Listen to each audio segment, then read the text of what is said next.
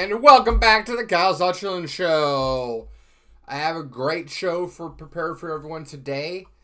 We're going to talk RBC Heritage. We're going to do a little Missouri Classic preview, fun little team event next week. Talk a little Cubs. Talk a little NFL draft. And then we have a very, very, very long interview with my great friend Mitch Johnson, who was at the Masters last weekend. I asked him every single possible question you'd imagine. It's almost a psychopathical level of knowledge that I'm looking for to get out of somebody of this, of questions. Psychopathic level of questions that I'm asking, I'm sorry. So stick around that. I'm not going to lie, guys. It's almost a full 3-hour interview where we, about 45 minutes of us just kind of shooting the shit in the beginning.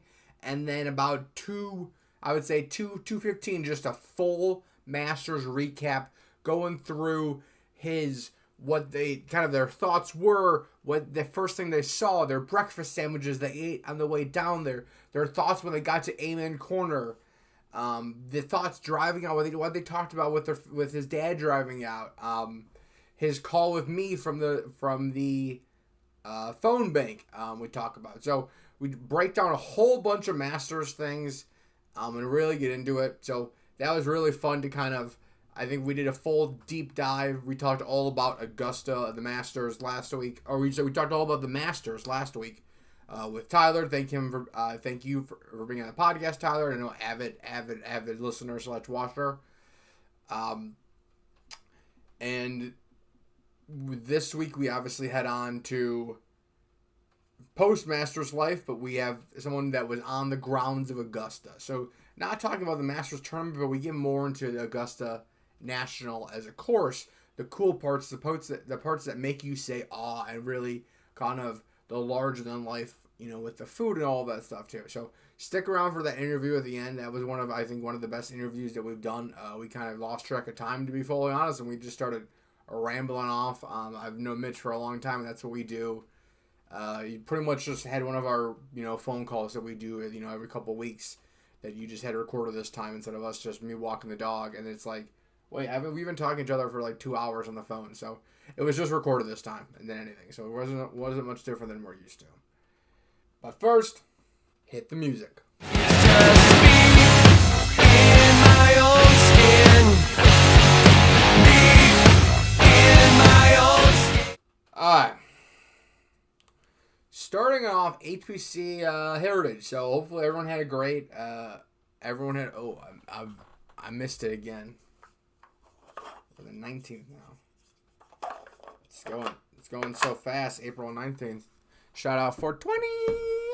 I think one of the things that I always look for at RBC is how are the players looking this week after the Masters. I know we have a lot of post Masters. So big storyline coming into RBC Harbor Town ever since they've had it there after the Masters, since it's been, is really how do people look after the Masters? The Masters is such a large mountain, a mountaintop for a lot of these golfers. This is what they're preparing for at the start of the year.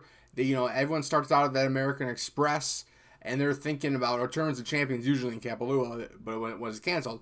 But their start of the season is usually, okay, let's get peaked up for Augusta, and then we'll figure out, PGA, US Open, the rest of the year from there. Obviously, everyone wants to get that first kind of Q1 win, especially at some of those iconic courses, Pebble, Bay Hill, Genesis, and Riviera. So play some amazing courses in that Q1 of the PGA Tour on that Southern California, Florida swing. But then it's on to Augusta, and then after is kind of as much as I was getting the post Masters blues last week, that that lasted, got good into Monday. I would say those post Masters blues lasted, but afterwards it was we were kind of on to RBC, and it was kind of fun. So I was it's much chiller tournament. I would absolutely love to attend this tournament one year. It looks so fun of kind of just hanging out, sipping cocktails by the beach. Little wind in the face. It looked beautiful out there. Didn't look too hot. Would love to attend that one year. So congratulations to Fitzy for a great tournament win. Made it very interesting towards the end of Fitzy. If you guys didn't watch, Fitzy and Scottie were in a battle most of the day. They were the two leaderboards and pretty much were the only two. Siwoo kind of came up there for a little bit, made bogey and kind of dropped off there towards the end. But it was the Rory and Scottie show.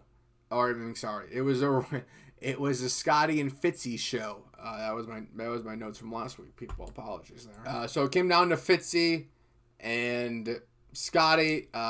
Were teed off together today. Had a great day together. Very, very solid. Scottie was 3 down most of the day. Made a very late charge back on. So it was down to Fitzy and Scottie all day. Like I said, I was just saying Siwoo. Now you guys are hopefully seeing the screen. Siwoo wasn't in it. Got himself to 17, which would have not made it anyways, but was close. Had a chance to make birdie. Obviously made bogey in 18 and played himself out of the tournament. His worst hole of the day was his not his worst hole of the day. He had a bad back 9 for sure. 1.5 shots over par. So not his day. So came down to Scottie and Fitzpatrick. Scottie heated up a little bit on the back. Birdies on 15 and 16. Fitzpatrick played a very even keel, back 9. Kind of boring golf like Fitzpatrick does, right? Fairways, middle of the greens, hitting 2 putts, making pars. That's what he was doing. And then makes kind of a nervy. Really, it came down to a nervy chip at 18. Seemed like it was a little rushed. I don't know really what that was. Hits a chip up in there. Not great. Ends up coming out.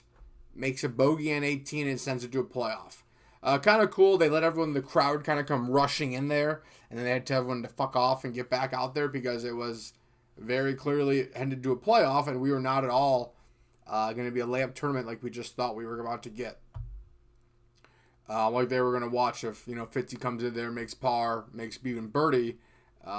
Scottie wasn't making eagle, and Scottie it was a little bit off the green. It was not going to make a good birdie. Hey, a great chip.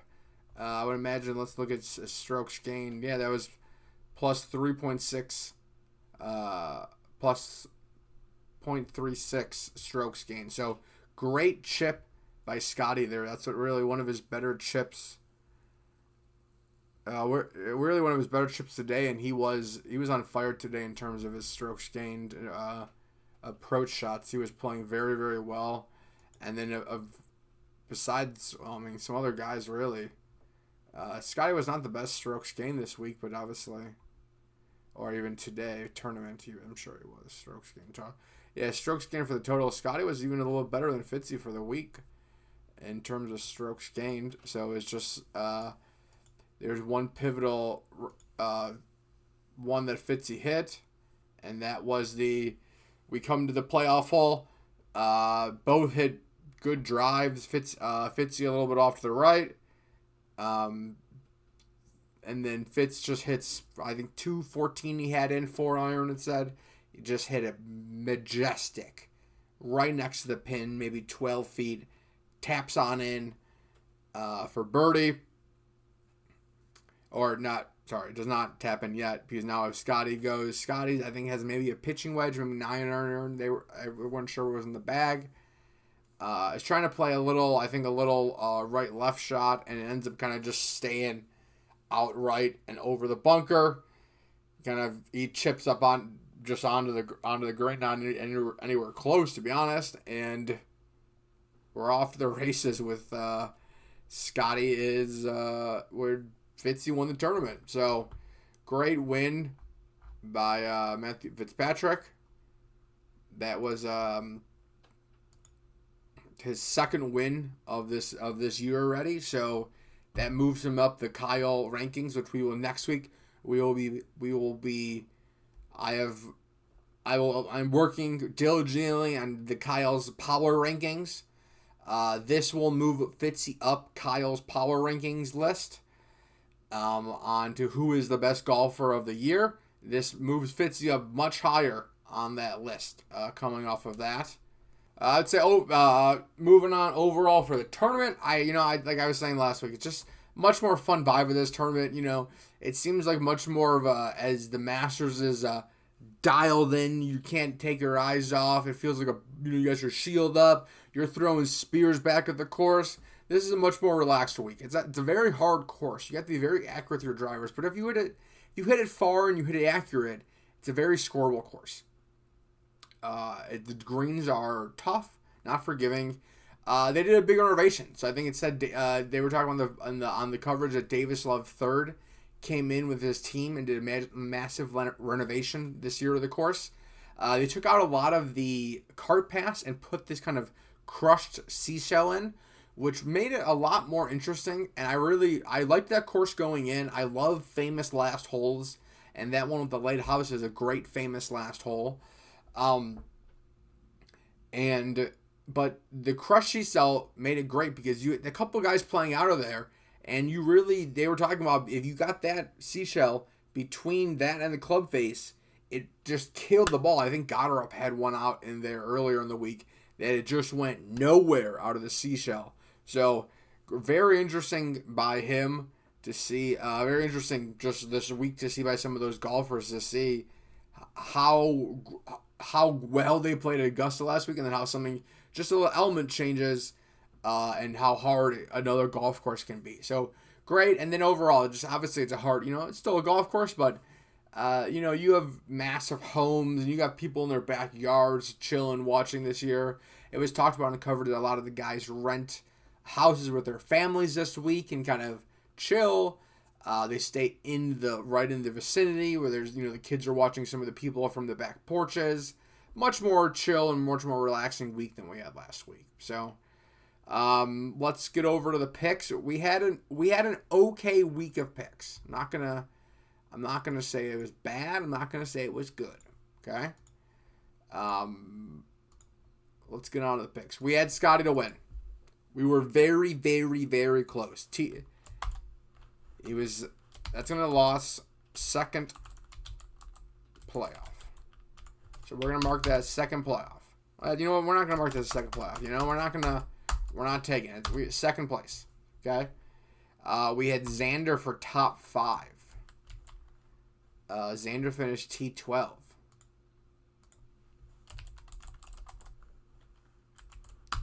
Another loss. We had Mr. Patrick Cantlay. Cantlay finished T8. I had Patrick Cantlay top 10. That's a win, people. We like that.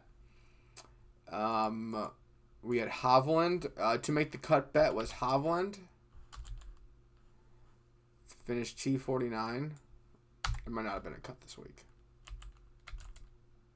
T16 Batia and Burns. We're going to count that as a win. I don't think there was a cut this week, so I don't really think it fucking mattered. So that was stupid. I'm dumb.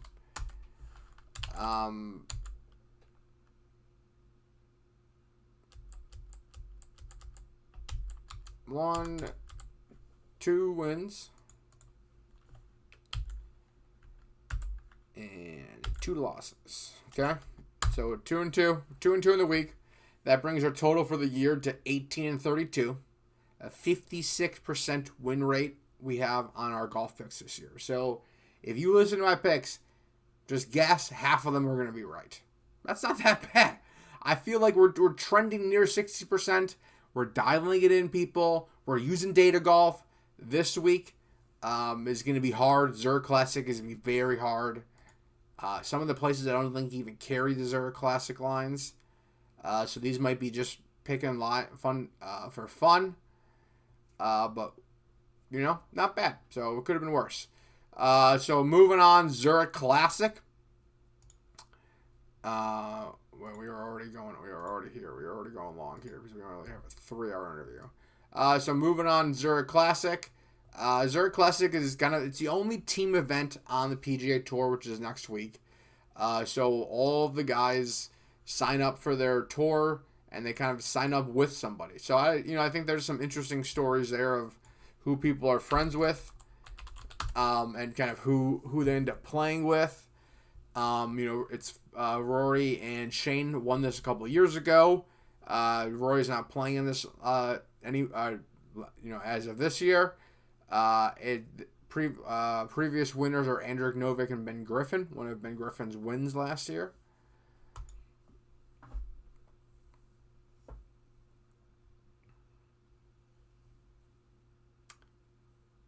We don't have the greatest of fields, so I'm not going to lie to you guys there. It is definitely a weaker field. Definitely it's after the Masters. I think a lot of guys are playing in that tournaments before. After then, this is being RBC is an elevated event. We kind of come on to an event that is a little lower on the list. Then so we have some other guys. Some of these guys are not so on the list. Some guys that people might not know as much, but the Joel Davis of the world are playing this tournament. Matty Fitz is in the field, which I feel like that's a hard one not to pick. I think Matty Fitz, with how he's been looking, and then based on how then his brother is also looking, they are playing together. I love them to win next week, and Fitz have back-to-back. Team Fitzy.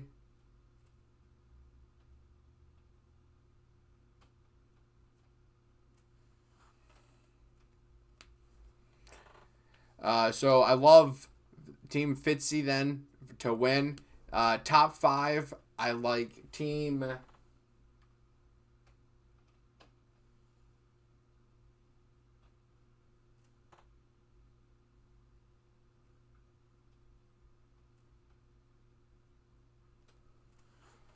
Shane Lowry and Brooks Koepka for a top 5 finish together.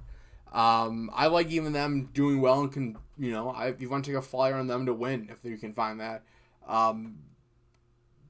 Brooks is aware of how big a PGA Tour dual win. This is kind of a backdoor PGA Tour win. And I'm sure Shane, being a good friend, going back now, would love to help him kind of get that out, and them not ranked the highest, but between the two of them, 6 majors between the two of them. I imagine you have the most majors in the field for this next coming week.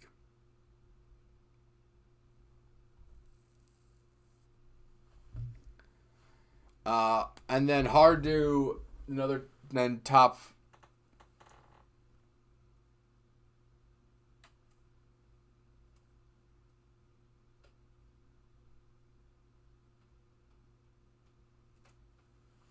And then top 10, last year's winners, Andrew Novak and Ben Griffin are my picks to then do top 10, which I do like still.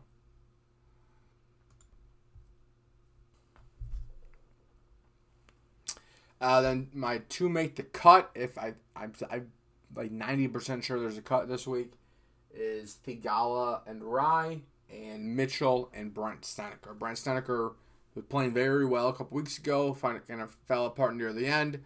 Love those two. A little more knowledge coming into that with some of these with these younger fields. So love them at least to make the cut. Love them even maybe sneaking into a top 20, top 30 if they can do that too. So very fun. Not gonna lie, not the greatest weeks. If we're going to say 100% of the world's watched the Masters, maybe 60% watching the RBC, and then of the 100% that's watching the Masters, maybe 20% is coming on to us with the Zurich Classic next week. So, Zurich Classic's not well watched, but, who will watch it is this guy.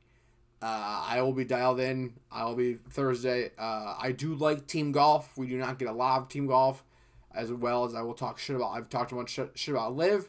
I do like when they play team golf on the PGA Tour. It's very fun. I don't like it being the model of it. I like when we have events that are more team golf oriented. I think it's very fun. So it is that is what makes definitely this week kind of very fun. Even though I wish this was a more elevated event, we had a higher field. It would be very cool. But nonetheless, still will be. So big week of LIV Golf. Seems like a little implosion maybe. So if you didn't see, it was announced Wednesday, maybe Tuesday night it went live, that the PIF is pulling the funding or they're changing their investment strategy, really. So the PIF is Saudi Arabia's public investment fund. They are what really make LIV Golf possible, right? They threw the bag at a lot of these golfers. They threw the bag at the organization, and they kind of make it happen without kind of the profits that the PGA Tour is, the infrastructure they have built their way up and down. And they are treating this like a major tour and not like you would see some of these smaller, maybe the Asian tours, and see some of them go operate in terms of purse sizes. They were trying here, we're going to outpace the PGA Tour, maybe without kind of, having the major networks TV deals. We're not really so sure what our path is for maybe building some younger golfers and getting some new golfers in, as we paid some of these guys that are the Lee Westwoods, the Phil Mickelsons, the Ian Poulters of the world, who are already on their last legs of the PGA Tour, and then you're asking them to put this pro golf on the thing, which is now it's 5 years later, and some of these guys aren't, they don't have the ball speed anymore. That these guys are Champions Tour players now, and they'd be doing it great on the Champions Tour, but it's almost like that. So, and then they signed a bunch of major winners, and they haven't really delivered. Besides Rahm and Bryson, they signed Cam Smith. Hasn't really delivered since someone major, right? Patrick Reed, and has obviously been playing well post, but was playing terribly on LIV. Same thing with Brooks. So, comment comes out this week that the PIF is pulling their funding from that side of it.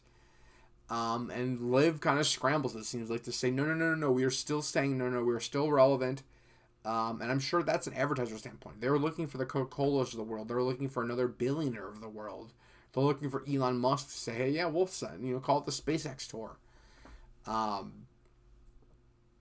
I can't imagine you're going to have another billion-dollar investor that's going to have as little oversight and care little about as throwing hundreds of millions of dollars at a loss every year without so much overhead and look at what's going on. But that's just me. But maybe there are some other people in the world that they can find that are looking to do, that. And I think if they don't, I think it's when it becomes even more clear of why LIV Golf was doing what it was doing and who it was not because it was trying to, if there's no one else that will pay for it, I think you can make your own connections. So they're the only one that will pay for the money. Then what is the reason they're doing that? If there's all these very, very smart business people and they won't touch it with a 10-foot pole, why is this one organization saying, yeah, totally. No, yeah, we'll do it. We'll just keep dumping money in. There's a bigger reason here, and I think if you're smart enough, you clearly understand what I'm saying. When we get into that whole LIV thing, that is obviously a very political debate. I don't want to end up with a rock through my window. So, but we will talk more definitely about that because that is a very interesting kind of debate in this kind of world right now of LIV Golf with the kind of Saudi wing influence coming in of kind of that sports washing side of it, as many people have called it before, to quote Brandel, not to quote Kyle Sutherland. There was some kind of reports coming out that some golfers have been paid for Q1. There is lights being shut off in some spots. I don't know how much of that was true. Could be none of it. Could be all of it. They could be paid late. There could have been a power outage of the thing. We don't know. There was not reports of all of that, but there was reports that it was kind of imploding. I think a lot of this leaked because there were LIV Golf's executives were told that the funding is pulling, and a lot of the executives were kind of jumping ship really quickly. And I think it leaked through some recruiters that were or headhunters that were looking for some of these executives, finding them their next jobs. So as we stand now on April 19th, 2026, they're looking for new funding. They played in Mexico this week. I think John Rahm won. But we'll see. So we'll see where it is next. I'm not going to really update each week on the LIV Golf tournament, but I am very, very, very interested in this whole LIV Golf saga starting in 2020 from when the Premier Golf League was introduced and what that became with Greg Norman and then Greg Norman leaving. I think that's very, very interesting. It's going to go down in one of the more interesting sides of sports in the history of the world. I think people made this thing early on, but can you imagine if another football league came around and said, hey, Patrick Mahomes, play quarterback for us. We'll pay you double. What would happen? I don't know, but I think that's kind of what happened to golf, and people, obviously it's a much smaller side of it, but it's very interesting to see kind of what's going to happen and where we're going to move kind of from this now going forward with LIV Golf. So we shall see. So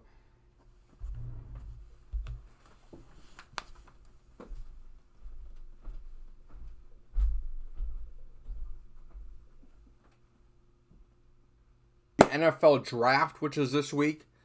I gotta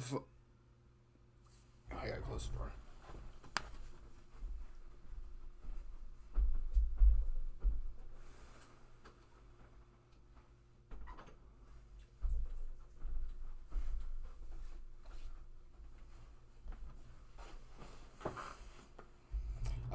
Moving on to NFL draft, which is this week. For the first year in a long time, which is very, very fun, I don't have a lot of thoughts on the NFL draft. Which is the more I thought back and thought about this week, it's awesome that I haven't been dialed in on who's the best quarterback. Maybe if we trade up, we can get this guy and this thing and this situation. We have Caleb Williams. I know who's starting for us next year, and it's Caleb Williams. Doesn't really matter. And that's an awesome thing to say, because for a long time it'd be like, well, maybe if you don't get him in the draft, this guy, we're picking fucking top 10, right? So you never know what's going to happen. You need one of those top 10 guys. We're picking so far back. Honestly, trade back, get another couple fourth round picks, and pick up. Last year, Ryan Pace grabbed Kyle Monungai in the 7th round and ended up being one of our best draft picks from last year. So honestly, in Ryan Poles we trust, and in Ryan Poles I trust. Not gonna cry over that right now, because I kind of think that he knows what he's doing. So I fully trust him, which for the long time it's nice, and it lets me say, hey, I love golf, right? I also love football. Right? When we're in football, you guys heard during me talk about the Super Bowl for forever, right? I love football. But what I do not love is what the NFL has done over the last decade, where they've tried to make the NFL a year-round sport. And I hate that, because I love football. But I love football when I have a sweatshirt on, we have that brisk in the air. It's snowing, we're eating chili, it's Thanksgiving. That's football time, right? I'm looking outside, it's beautiful weather, there's green grass growing. I don't really give a shit about football right now. And you shouldn't. Unless you're in the game of football, that's when you should care, right? Now, people are going to say something about golf, but this is a golf podcast, right? That's why we're going to be dialed in on golf no matter when it is. And there's things going with the NFL, but I think the NFL's tried way too much to make their product a year-round sport, where you have to care about it most every single month of the calendar year. And frankly, since they are doing that, has made me care about it way less than I have. Now, maybe that's me getting older and caring about it just way less, and that could be very true too. But I feel like that I'm not a big fan of college football, so I have to I don't really know what's kind of going on with that going in. But also that I would say I've been way more inclined in past years, but with the Bears already kind of having that such a fun season last year, and we're not picking it that kind of top 5, top 10 pick. It's a different feeling in the draft, and I know you might call that a loser mentality, because other teams are very used to this feeling, not having a top 10 pick. But as a Bears loser fan, most of my life, I think we've had a very tied draft pick. So I'm not used to us not having to worry about, even when we have a top draft pick, knowing that having faith in our organization and having faith in our quarterback. I don't think those things have never aligned for me as a Bears fan. That I've had faith in my Ben Johnson and his staff. I've had faith in Ryan Poles. So you could draft anyone I don't even know and be like, okay, you guys know more than I do. You're way, way, way smarter than I am about football. which you could not say the same about most of the Bears organization going back in the thing. I think a lot of people said that, are these people is Virginia watching these games, right? You feel like some of the callers on the score know more about the Bears than, some of the staff and the coaches did at that time. So we'll see about the draft kind of coming up this week, and we'll break that down a little next week. Coming on down, Cubs-wise, fun week by the Cubbies.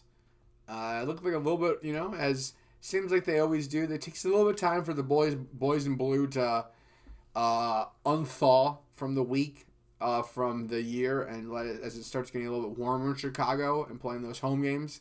They were in Philadelphia this week. They took 2 or 3 from the Phillies. Came home and swept the Mets over the weekend. Had a great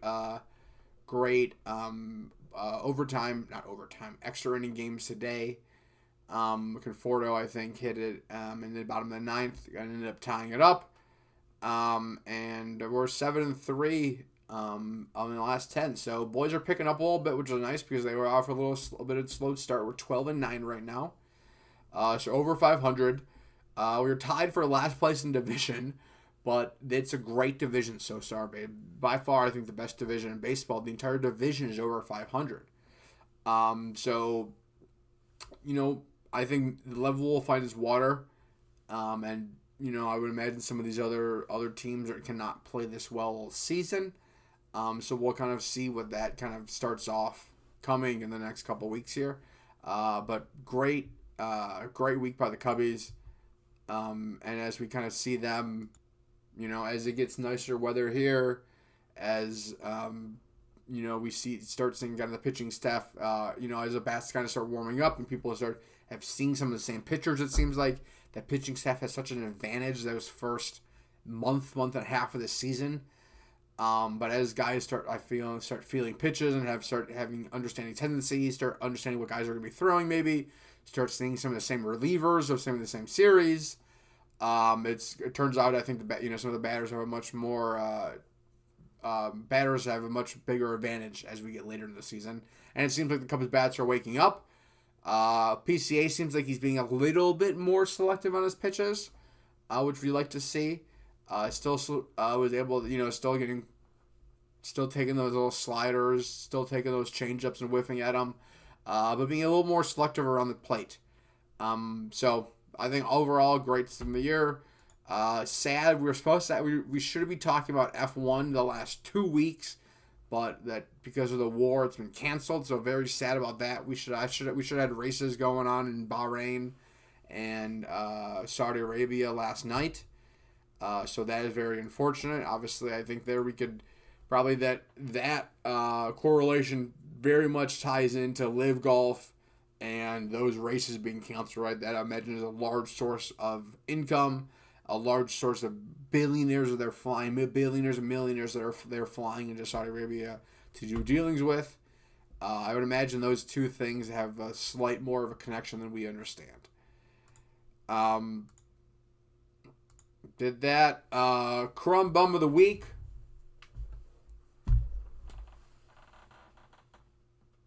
Crumb Bum of the Week. LIV Golf. One of my favorite Crumb Bums of the Week. You have a couple of reasons. Piff pulling the funding halfway through the season while these guys have no way to do and not really announcing an off-ramp. The Scott O'Neill email where he switches tone 3 different times saying what you did mattered and then saying we're going to find new things. It's like, buddy, pick a lane. And I'm just going to be surprised. I'm going to be honest with you. I'm going to be surprised if anyone's dumb enough to fund this league. If they are, we're going to have to make major cuts to their overhead. Because there can't be a valuable business leaking $500 million a year for now 5 years, and that's just going to continue. That's not how business works. I'm sorry. Anyone else that wants to debate on that, go right ahead, but you can't lose billions of dollars with no sights of making money, and that could be a business, right? Any business that has lost a large amount of money in the beginning has had a way to be making money in the future. I think it's very clear that there's not an appetite for LIV Golf. and the money that's invested is nowhere near that. So it's be very interesting. I don't want to claim that LIV Golf dead because we don't know what it may look like.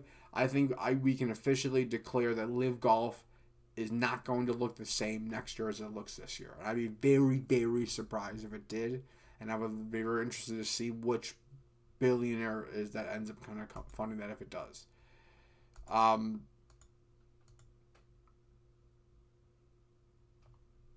Movies of the week. So last week we had Rory McIlroy, or 2 weeks ago we didn't do a movie last week because we had some other shit going on. But we have an old movie this week. One of my favorites. It is nostalgic. You might not think it's not a great technical movie, but it is one of my favorite movies in terms of nostalgic and brings it really far back. I remember driving home from the theater watching this movie when I had my little Toyota Corolla, and I thought it was so cool. And hold on, let me tell you the movie. Too Fast, Too Furious. I give this movie a 9 out of 10, and not at all for cinematography, storyline, just nostalgic. That movie is awesome. I would say it is a very interesting storyline.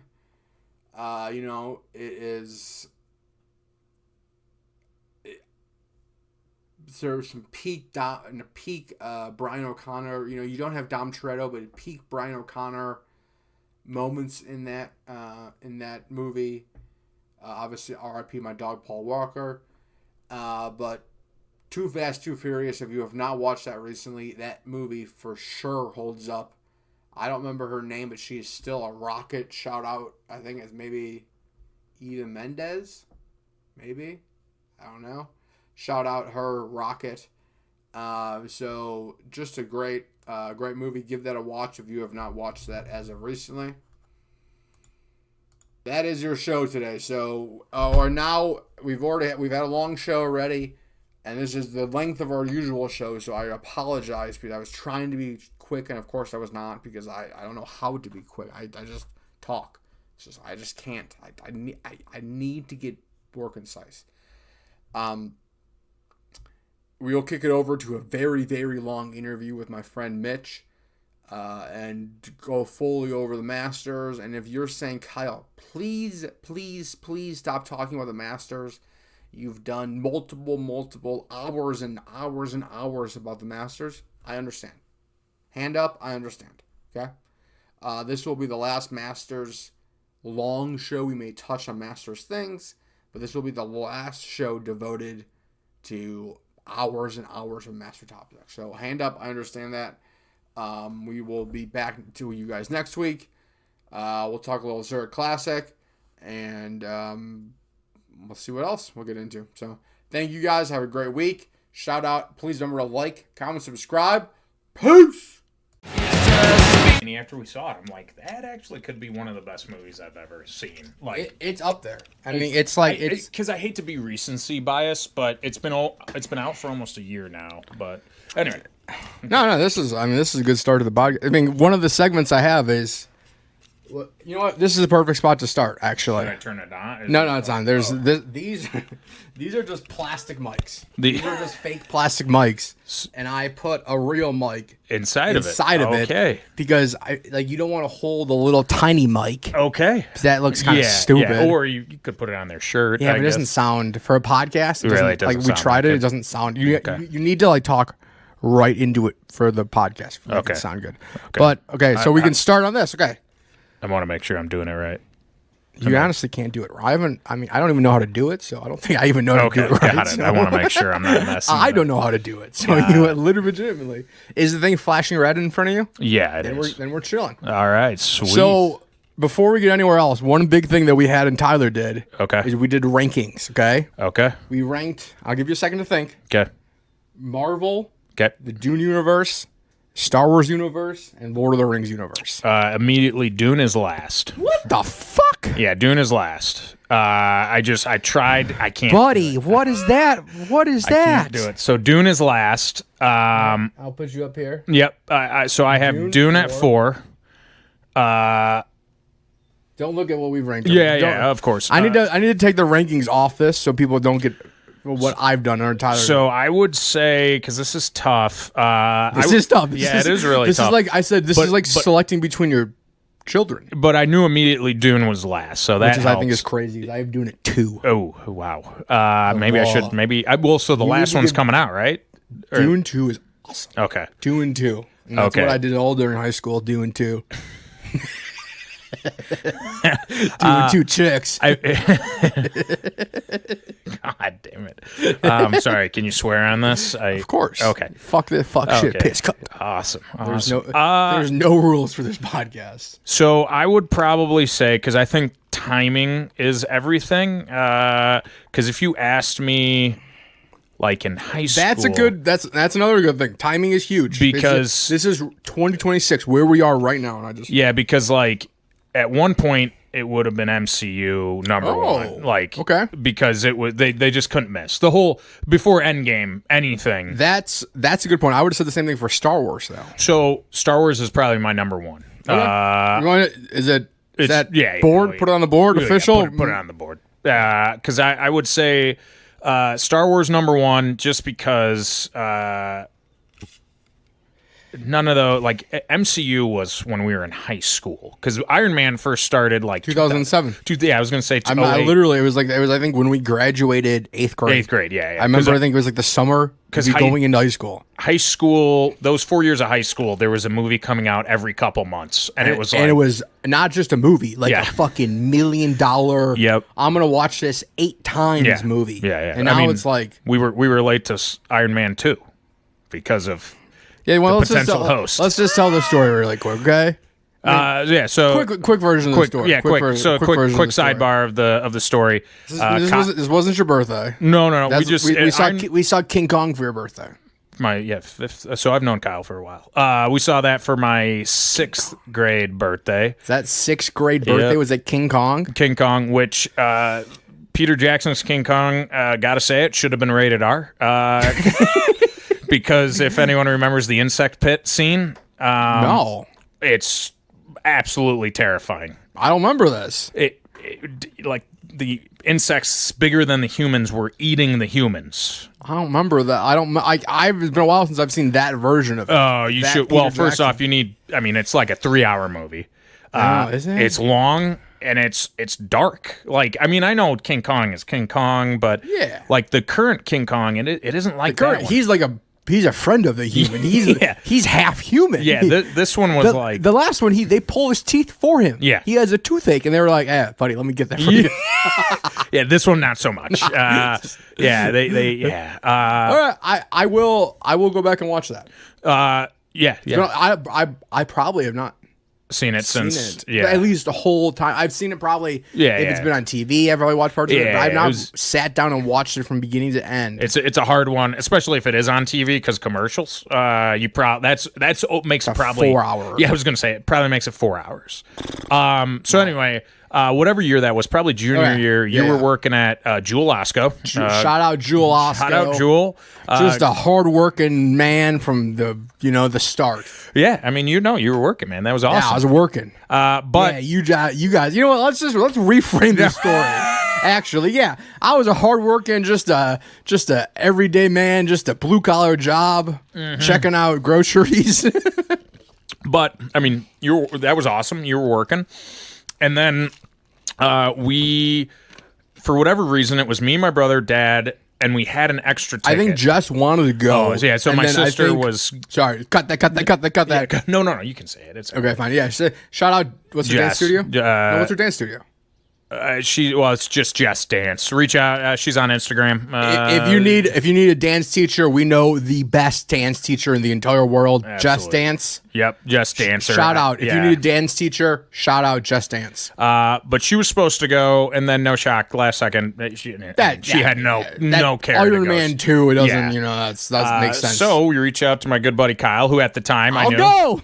But you they needed you to stay longer at work or something. I had to think it was something that at that time I think I was doing carts. Yeah, and I had to go. They were like, dude, go. They were like, dude, just go one more lap of carts, and of course there was carts fucking everywhere. And you weren't like an hour after what time you said you were going to be. There's no way it was an hour. Maybe not. Maybe it was. It was like 30 minutes. Maybe 30 minutes. But it was going to date ourselves here. It was prior to when you could pick your seats, but prior to when, which is crazy. I know. that. So it was first come first serve and IMAX and in IMAX, which.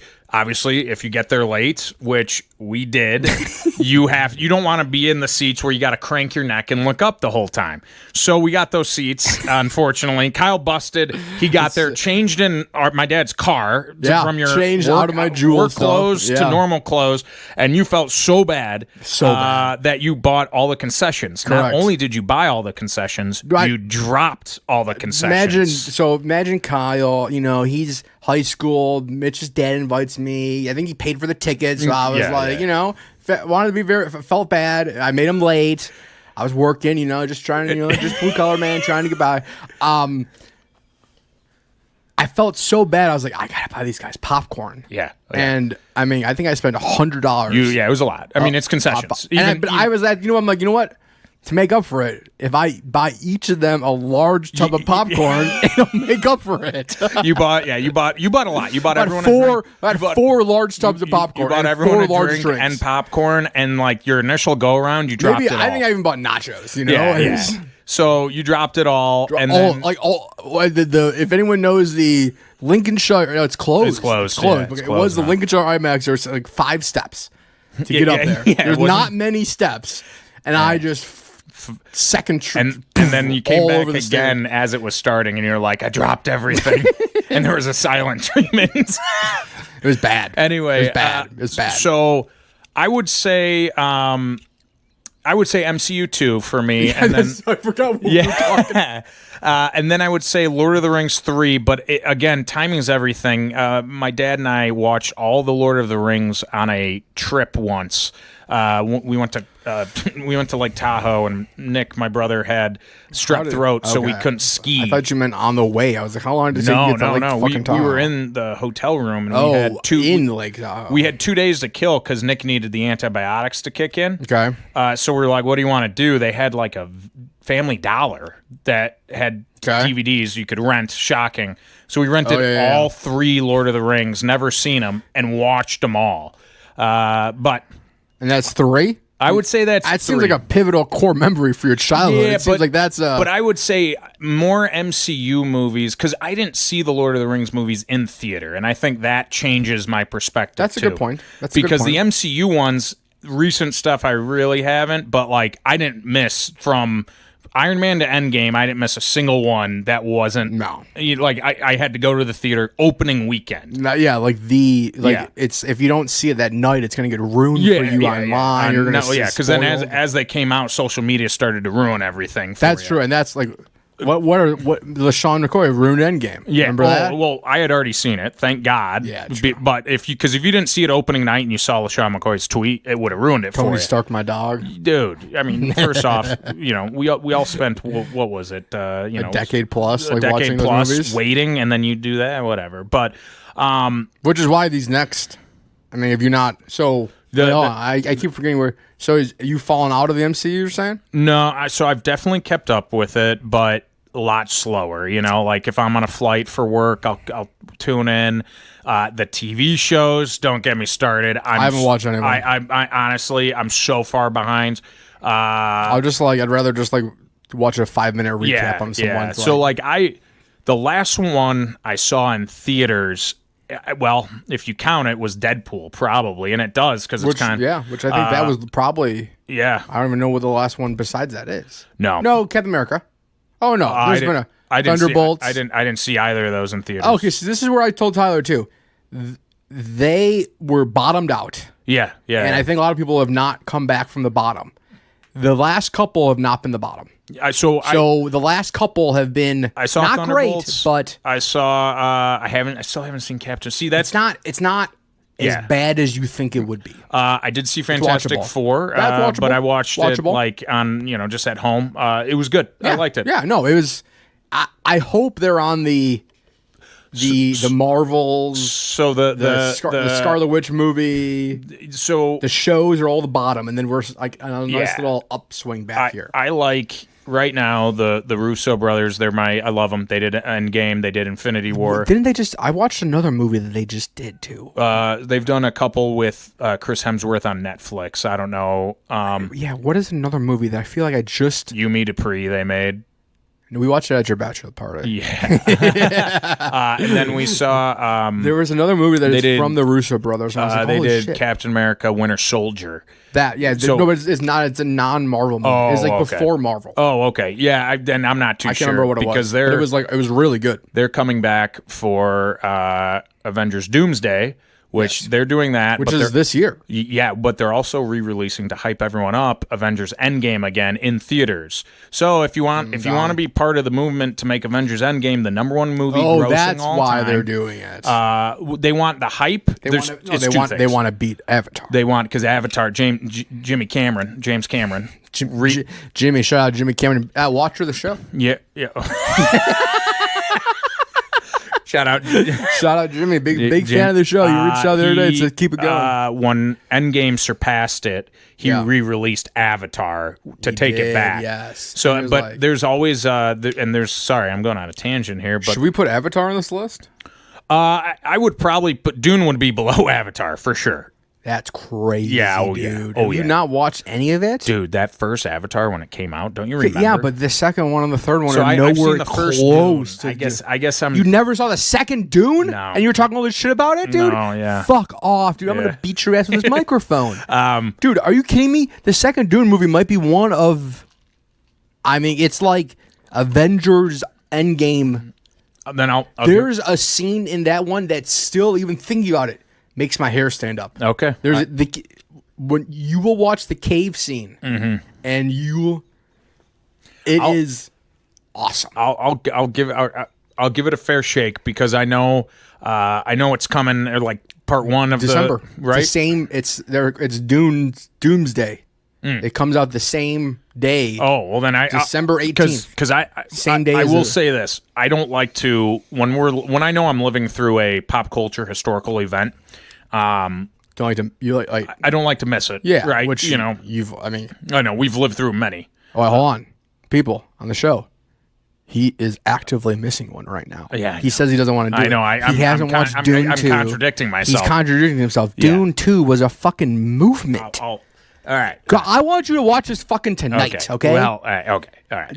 Dune 2 tonight. Right. We might go downstairs and watch it. I might, remember when I used to kidnap you in high school? Yeah. I might kidnap you and put it on in the car, and we might just do laps until it's done. Hey, man. I mean, you still got that minivan that plays, no. That would have been great, right? That would have been the way to put in the watch back it. of the minivan and just chill. That would have been. Now that's how you should do an interview. Minivan with the movie going on. I don't think anyone's done that before. Back of a van. An old school van that you grew up with. We should get an old school van and just DVDs and record a podcast in the back of a van and watch, or maybe a bus. Wow. I mean, that's stealing a couple ideas right there, right? And the whole thing was a joke, you idiot. Oh, okay. It was it's like I feel like I've seen this before. That was shout out part of my tag. Shout out busting with the boys. Yeah. Shout out. But no one does a van watching movies. There you go. Watch long movies. Movie review. A van movie review. A van movie review. We first need to. Well, the van's been gone for a long time. 5 years plus. Oh, dang. The van had, I think, some coolant issues where the AC no longer worked in the van. And that sucker, man, in the summer you drove that, and that thing was like a sweat box. You'd get in that thing without the AC, and you'd have to, I'd get a tube to put through the window to hit on my face because it was just hot air coming out and blasting you in the face. It's, that van is definitely, you know what? Do you ever think about that sometimes? Where your old cars are? Oh, yeah. It's got to be... There's no way it's melted down, right? Nah, I just assume that they... where's that green car? So where is it? So my first car was a 98 Ford Escort with roll-down windows. Great first car. Great first car. A lot of fun times in that car. Cassette. Cassette. Didn't even have a CD player. Is that the one you hit the mirror off at the football field? I ripped both mirrors off. one at our football field because you like after practice dropping off all the stuff. You had to go pick up. It was pads, your jersey, all that, and it was instead like of in that walking, back. Yeah, you could drive back in that there, back, and you're like right behind the field. Yeah. You go where you're not supposed to drive, but it was wide enough to drive. But you could, essentially your car. Yeah, my car could make it. But then I was the first one there, so I got pinned in. So I thought, if I just back up a little bit, scrape across the fence, tear it right off. And I remember back then they kept telling my dad, they're like, hey, we don't, like, it's a 98 Ford Escort. We don't have the parts if he keeps ripping the mirrors off, because that was my second mirror. The first one I did it on my parents' car, which they still have, the Suburban. Yes. Yeah. They still have the Suburban? Oh, yeah. Yeah. Still, that's got to have 200,000 miles 250. on it. No. My dad's goal is 300. No way. That car is still running? Oh, yeah. That car's been running since before I've been born. We drove up to my family's cabin up in northern Wisconsin. We drove up to that when we were in 5th grade. He smoked a deer with it, and it's still going. I think the tank. It is a tank. That's a tank. I can't believe that car is Craig, still alive. Friend of the pod, did he text you back about dinner? Yeah, he's good. He's good to go. Shout out Craig. But he's gonna come. I've been trying to get Craig to come on. Craig was in the car when my dad smoked the deer. Craig, it was so nonchalant. Craig slept through it. Oh, he kind of seems also like he might cry when he hits a deer. Shout out Craig, we love you, but you kind of seem like someone that would cry if you hit a deer. Maybe. So anyway. While you're sorry. No. Was there another? Did you have something else to go? No, I'm good. I legitimately forgot for a second why you came on the podcast. I was. Wait, before you see my rankings up there. Kyle's favorite golfers. These ones. Kyle's favorite golfers and Kyle's favorite PGA courses. PGA courses, majors. Okay. So majors, obviously, I have no control over who my favorite majors are, but yeah, of course. I mean, that's just a list of. Rory just worked his way back up and from the ranking of 5th to number 6. Saw that. Now, what do you think about golfers or courses? Agree? Disagree? For your favorite, is that what? Sure. So I think Tiger Woods, Spieth. I've known you've liked a lot of these guys. I'll admit, do you not know who some of these guys are? So some of these guys I don't know. Lowry I know. Saw him hit that hole in one. I was at the Masters, hence why I'm here. Hence why you're on the show. It's probably been about 45 minutes. I kind of forgot about that. Yeah. Some of the names, yes. Which ones don't you know? Homa? Kisner, Bhatia. Akshay Bhatia? Yeah. I know Ricky Fowler. Luke Donald? No. Chicago resident? No. Big Bears and Cubs fan? I guess I actually only know Rory Morikawa, Scheffler. Oh wait, no, that's Colin Morikawa. He won. No, then I don't know. No, so I probably don't know like 3 or 4. Yeah, you know most. Which actually isn't. But Kisner is an older golfer now. He's like pretty much. He's not really playing anymore. Yeah. On like the PGA Tour, and same thing with Luke Donald. But my favorite golfer, which who would your favorite up there? So of all these guys up here, it would probably just be Tiger because we grew up watching him just crush it. Now after going to the Masters, Rory is now up there because that was just insane.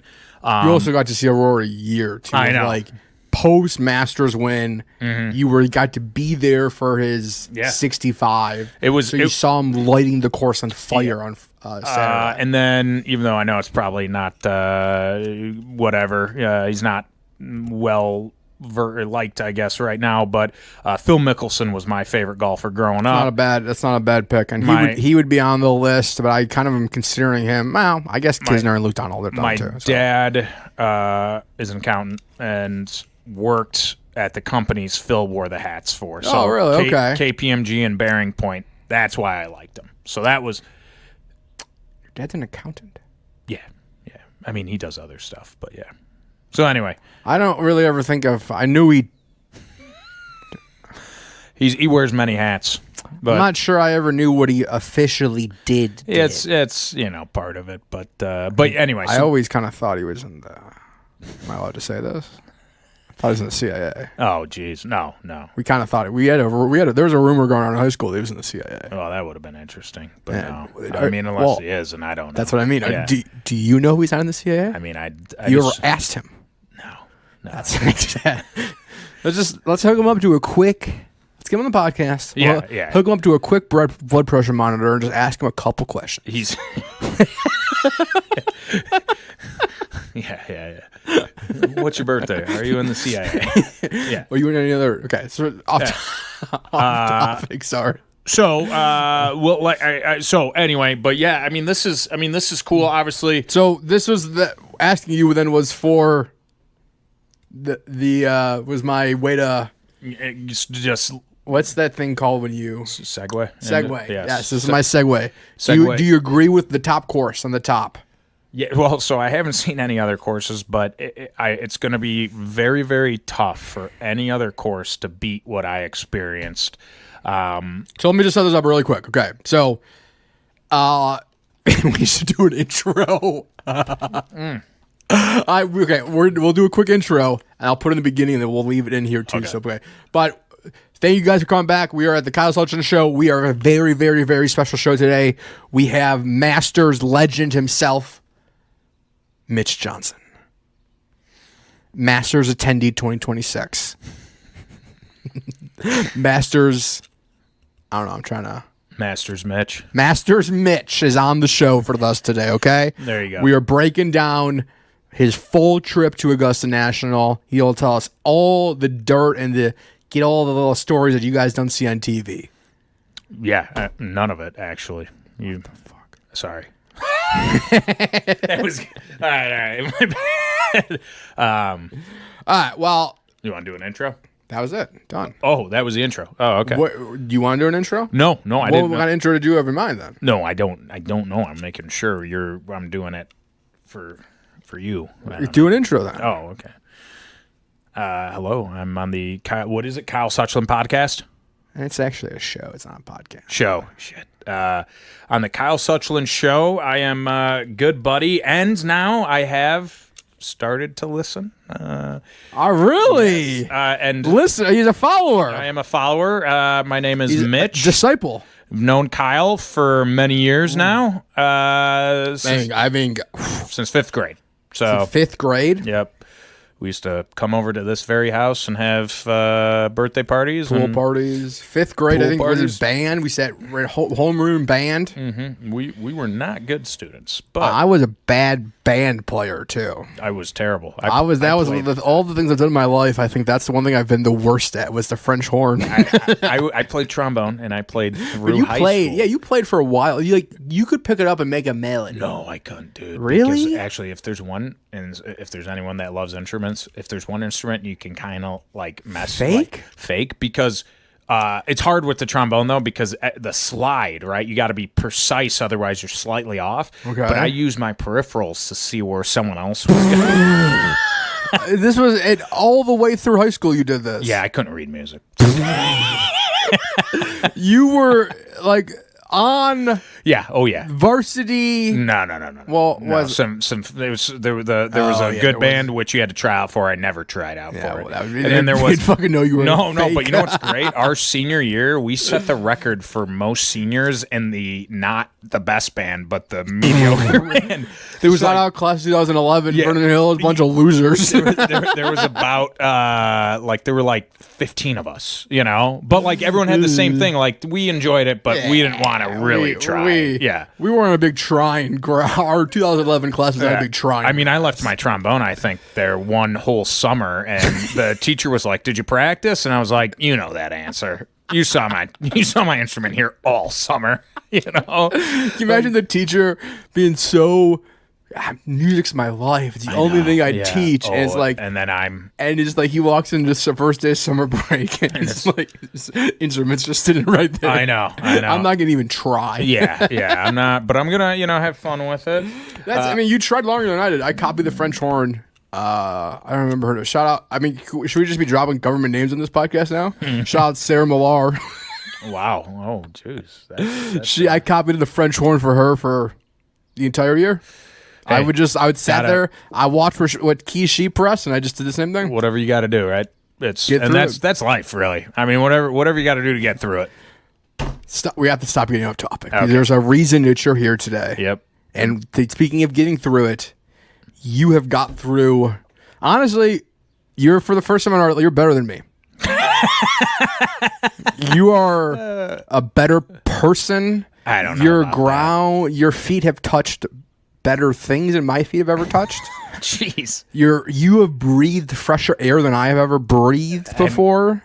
Your eyes have seen better things than my eyes have ever seen. Well, we're down the list. Yeah. It was so let's start from the. You don't give away details, but like how did you get the tickets? Yeah, how did you guys? You know? I'll start from the beginning. I will say so. I did go to the Masters this year. I went I went Friday and I went Saturday. I was blessed, lucky enough. So I married into tickets. The way to do it. Shout out if anyone on the podcast is watching and needs a husband. Yeah, and. As long as you have master tickets. It was so married. That wasn't why I married into it, well, but you know, that was one of the reasons. But it's a family affair. There's cousins, there's aunts, there's uncles. There's a cycle of who gets the tickets. So there's no guarantee. I never went into it thinking I'm going to get it. And 2 days of it too. And 2 days, right? So just to go for a day would have been practice round, exactly. I don't even have a re-entry in the afternoon. The par 3 contest, right? Yeah. So very lucky. Yes. One thing I got lucky with was my wife never. She was one of the few people, and she's got a fairly large family that never went. Oh, okay. So she never went when she was younger or anything? No, she had never been. So that she probably helps a lot then for the rest of the family then too. So when we were talking about it, I just brought it up. I was like, would you want to go? And she's like, yeah. And I was like, well, you know, maybe just say something, you know? And she just did. She texted her family just saying like, hey, if they're not accounted for this year. And so like, when was this? Was this would have been like summer? It would have been it would have been like fall of last year of 2025. So fall of 2025, you guys put your first feeler out. Yeah, just like hey, because we're interested is the first thing you guys have done. Yeah. So then it was probably January, February when her dad was like, hey, like you can go pretty much. So that's when you got was a phone call, a text message. It was a text. It was a text and. When was it work day? No, weekend? it was a Saturday. Okay, I remember because did Danny show you the text? No, it was so her dad, my father-in-law, texted me and her. So group chat. And a group chat. So yeah, it was us three. That's you got the message yourself then. That's even. So then he was like, "Hey, you can go this year." And actually her cousin had not been either. So her cousin was going with her aunt on Thursday. Okay. So I was like, oh my goodness, I'm just so thankful. Yeah, any day. Exactly. Yeah, I feel like if you're not buying tickets, you could just exactly. What do you need me to do when you need to be there? I'll do whatever you need me to do. And after that initial text, probably a couple hours went by, and my father-in-law texted again saying, hey, do you, because they were going over days. I could tell he was talking about it with his siblings in a separate chat. Okay. Relaying the messages to us. How many people are splitting, are between? I mean, there's, her family is, it's so, I don't even know. She's got tons of cousins. Over 10 people, though. It's a good amount. Over almost 20 people. Oh, so there's a good amount of people that are. Yes. But it's only the pretty much, the all the aunts and uncles who are conversing about it. Yes, of course. And everyone's gone, and they're basing it off of who hasn't gone, right? So that's fair. That's all fair. We were up, and her cousin was up, and she went with her aunt. A couple hours go by. Tom texts me again. He's like, "Hey, you're gonna be down there. Do you want to go?" Asking me, "Do you want to go another day, but with your dad?" And I was like. Is this a joke text? Well, so then I texted immediately saying, I absolutely would do that, but I said, don't, if someone wants these tickets, it's your someone family. Else can go with me. Or, that's what I said. I was like, is there like a cousin that wants to go? I asked him if he wanted to come with me, but he's been a couple times already. Okay. So he was just like, look, I want someone to have the experience. So weirdly enough, me and my dad got Friday, so I actually went before my wife. So she had never been. Okay. I go before her. So you got the family tickets and wanted. That's the way to fucking do it. Hell so we go. That's what I'm looking for, ladies. If you're out there, I'm looking for someone that I can take your tickets and not go even with you. So then we go me and him went Friday, and then my wife and I Saturday. So I'll go through the process. So that's probably January. So okay. And then the aunt that was going Thursday started setting up. She set up the Airbnb, thank goodness, which for those that don't know that are not from that area, you can fly into a couple places, but your most the ones you're probably going to fly into, either Columbia, South Carolina, or I'm sorry, you can fly into Columbia, but it's a small airport. Okay. Charlotte, North Carolina, or Atlanta. You're not flying right. No, and it's both Charlotte and Atlanta are about 2 hours. Oh yeah, so it's a. So our Airbnb was Columbia, which Columbia was just over an hour away. Okay, that's not. It's not bad, but I'm sure it's probably super hard to get. Yeah, it's in that bubble. So is probably Augusta's. So here I'll get to that. But so she got the Airbnb. Thank goodness. Now flights wise, I actually did a work trip. Flew out early. Nice. Okay. Yeah. So tied that into it so I could be out there. So when did you get down? I got down Tuesday before the Masters. Tuesday before. Okay. So when you flew into Columbia? I didn't fly into Columbia. I flew into Charlotte. Okay. Did work around Charlotte. Actually was near Columbia, and then waited. Thursday night, my wife flew in. Okay. And I picked her up. We drove, and my parents. Anything? Okay. How about when you get airport? Was it like in the Super Bowl and they have like Super Bowl stuff? So they didn't really like that? They didn't really have any Master stuff up, but on Tuesday before of the Masters, my entire majority of my flight, people were wearing Masters gear. Okay. So I could tell, this is from Chicago. From Chicago to Charlotte. Okay. I was like, okay, clearly either they're just wearing it because it's Masters week or they're going to the Masters, right? You feel like if you're going on a flight to... Exactly. You're probably going to be around. If you're not going it, you're going to be around it. Exactly. And so they were probably, that was Tuesday, so they're probably going to maybe the par 3 contest right? So, and it was also that Tuesday, I've flown a decent amount for work. I've gotten enough rental cars. The longest rental car wait I've ever had. Yep, it was over an hour. Which makes sense now because I guess if anyone's going, it's not like you can't just take a taxi to. So I've never had this either. I had I had my reservation. I know I did. I had I set it all up. Booked it, yeah. So my first, the first part was a reservation with my company card, and then I switched it to my personal card and got a separate car. It just makes it easier. Yeah. So when I get up to the front, I give him my reservation, hey, he's like, thanks, I've booked through Hertz before, so obviously he knows that. He's like, hey, so we gave your car away. And I looked at him. Great start to the week. Yeah, and I looked at him and I was like, buddy, okay, I'm here for work. Like, I'm not too upset, but also I told the guy I'm going to meet him in 2 hours, right? And also, like you're gonna have to help me figure this out. Well, so then I'm thinking, what do you want? You want to give me a Vespa? Like, what are we doing? So he said you can either wait here for 60 minutes and we might have a car, and I was like, that doesn't sound great. What is that? We might have a car in an hour, or you can, gonna have to upcharge you. But we have this car I had never heard of. It's pretty much a French Jeep, and so what's it called? I'm gonna butcher it, but it's like Grenadier. Like that's what I thought it was. Grenadier. Gren. It's like and so the best way to describe it, it's a tank. It's a French Jeep. That's a French tank. Yes. So you got to Columbia, South Carolina, and they said, "Sir, Charlotte. All we have for you is a French tank." Yeah. So I got in there, and it's English words and all that, but I didn't know how to put it in park or drive. So I'm like, where was the thing? It's like you had to hit certain buttons. So I figured it out because I had to YouTube it, and I'm just like, I'm like looking it fucking up. French pieces of shit. Yeah, dude. Exactly. Which used it for work. Fuck you, French people. Okay. That was not me. Which doesn't condone that. Yeah, definitely cut that. Cut the French. We like the French.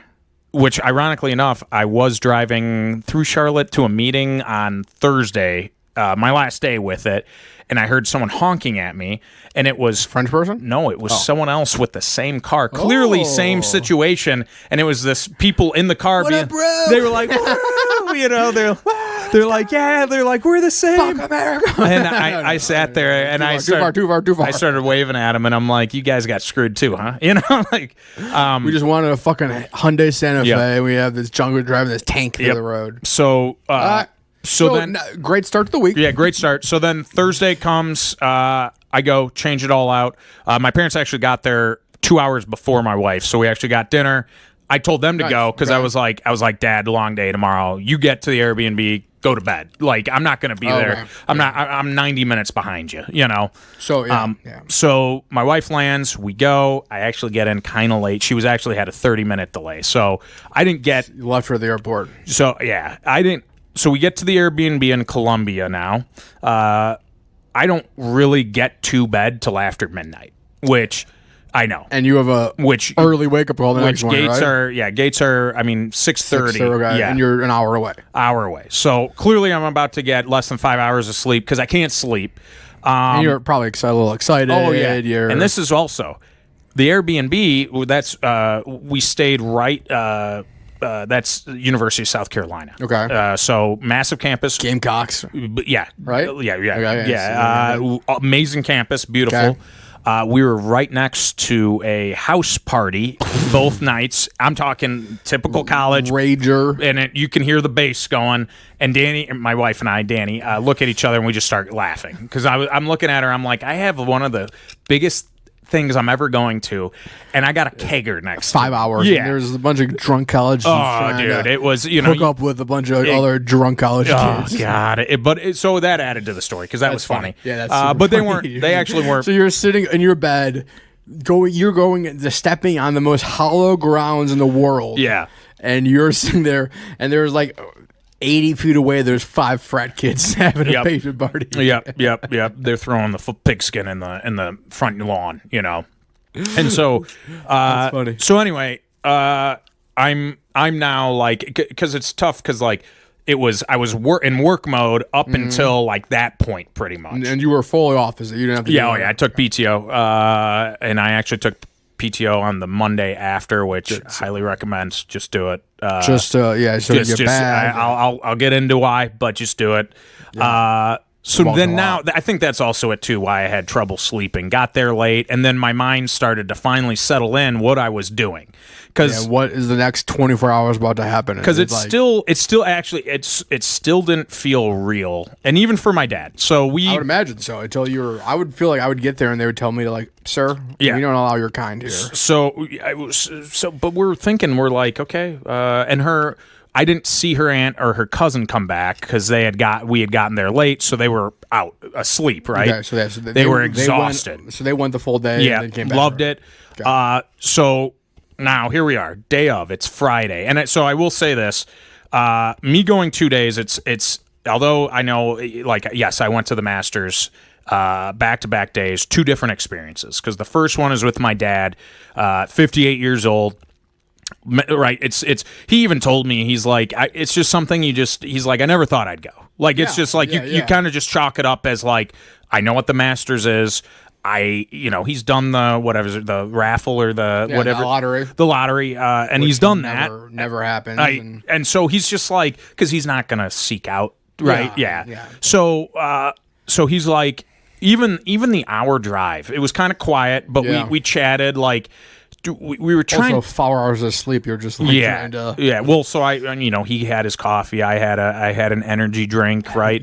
You're not a coffee guy at all. No, I'm not. Dude, I'm not. And even there, gotta get you on some coffee. Even there,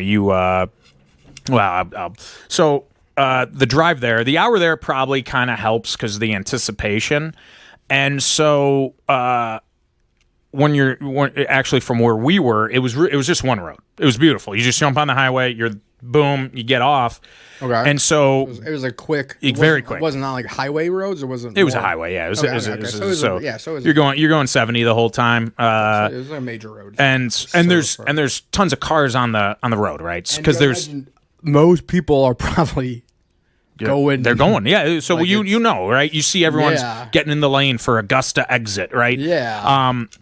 So you get off, and I'll just say this: the exit, if you're doing what we did, if you're not staying in Augusta, if you're getting off, it is like any any exit in the Midwest, any exit in the United States. There's gas stations. They have McDonald's, Starbucks, right? It's crazy. Augusta.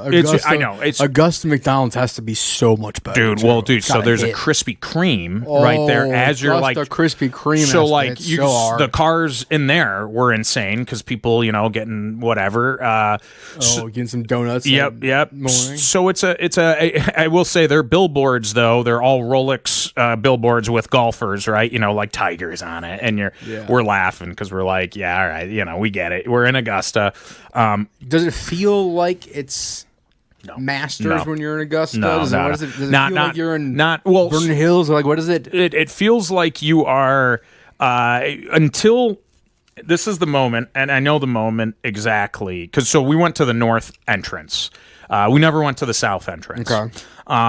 The north entrance, it's like it's so well run. You can't it's like, okay, you get off the exit and it's like Masters, getting this line and it's moving. It's not, like there was never any traffic. That was the one thing I noticed. Interesting. Never any like you might sit in line for less than 10 minutes. Okay. But it's coned off and you're like, okay, we're in the right lane. And it's just everyone's just okay. So then the final right turn before you get into it, you're going into a Publix grocery store parking lot and a Publix. So I looked at my dad and I'm like, this seems weird. Like the Masters, the Publix is right here until you get behind the Publix, and then the glory is all right there. Really? It's behind a Publix grocery store. You're in like just like a normal people are getting food there. For people that shop at that Publix, there shop 100 feet away from Augusta National. There are people who are probably taking a smoke break who can see Augusta from the back.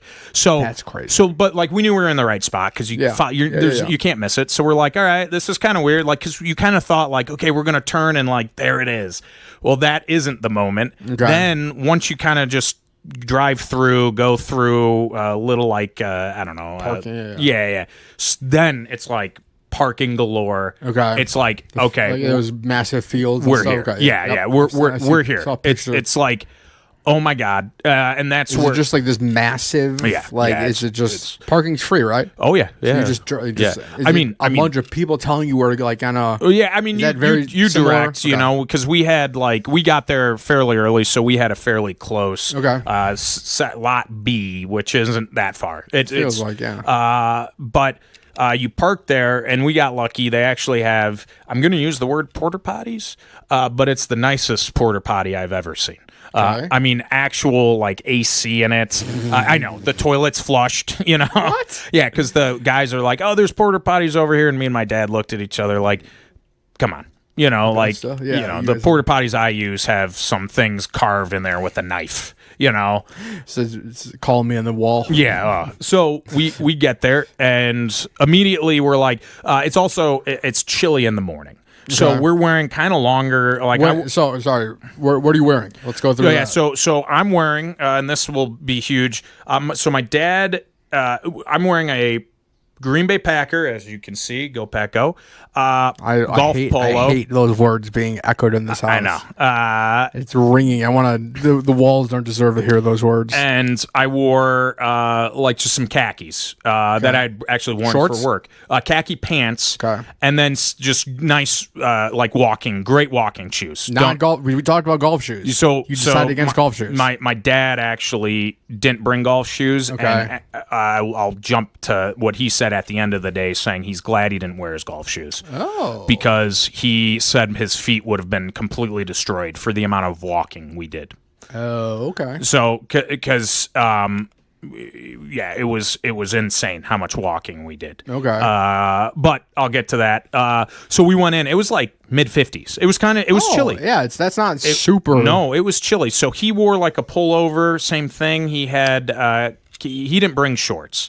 But he had khaki pants, and so we jumped in line. We're like, okay, we're here. Tickets. What time? A little after 6:30. Okay. So we didn't. And gates opened at 6:30, right? 6:30. Okay, so you are. It was 6:45 because you're not behind it all. You're one of the early people. Yeah, yeah. Lot B, you guys are on it. Yeah, but we're not the earliest. So for anyone that knows about the gnomes, we were not the earliest people because the gnomes, you had to be crazy. Waiting there at 4 a.m. Being an hour away. Which is why they've stopped the gnomes. The large gnomes. So I think that's why, too. I don't think that they liked it being kind of like this Black Friday thing, you know? Because you can't sprint. It's the last year of gnomes for a reason. But I did get a mini gnome. Oh, okay. Which those were far easy. You could go any point of the day and you could get one. Now that you're saying that, yeah. I really should have had you give me. Yeah. I kind of forgot. Well, you could probably jump on eBay and get them. That's true. They weren't that bad, but so that's about 6:45. But how they do it? And when we did you see the gnomes? Like were you guys close, or was that no. like I mean, did I see them? Like people, people were walking around, but you guys weren't in line and like never saw them actually in any store. It wasn't like it wasn't obtainable. It was really that. No, it was not because I'll tell you what my dad and I finally agreed on. Not worth it for a fucking gnome. So we didn't know how we wanted to attack it, but we knew the merch line right away was over an hour wait. Okay. And it might not have been, but they're again well oiled. They're moving. But we were like, was it planned to go right? Let's do merch first, and then we. So everyone always says do merch first, but here's the plan that we came to. Yep. Was so it did get hot. It got warm. It got almost 80. It was probably 80 degrees. The Saturday was 85. But if you only have one re-entry. You can leave and re-enter again with your ticket. So it's actually it's called. They say you have two entries. So one, the initial scan in, the second one after you leave. So if you what we did, so if you go get merch, go to your car and come back in because you don't want to carry all these bags. Of course, they do have lockers. They go too quick. Again, if you're not early, can you ship? You can. I've heard that too. Yeah, you can ship. It's right next to the main main shop. Wrigley. Wrigley.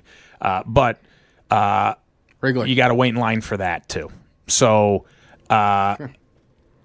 we get there and we're like, I don't know, like, we don't want to wait in line right away. Yeah, because I feel like if we waited in line, you get there and you just start like waiting in line. If we waited in line and got the stuff and took it out, like it would have been like still before 9, and then we would have been like I would have had to change into shorts when it was still. That's a good call. So you're using it as a chance to change too. So we waited till closer to like noon, right? Did you take the garbage bag off you were wearing? No, and actually the Green Bay Packer green meshed well with the Masters with green. the Masters green. So I don't like that. So I know I don't love that honestly. So I'll say what we did first actually was we didn't eat because we wanted to eat the Masters food, so we went and got food right away. So I didn't get gnomes. That seems very Mitch. Yeah. Well.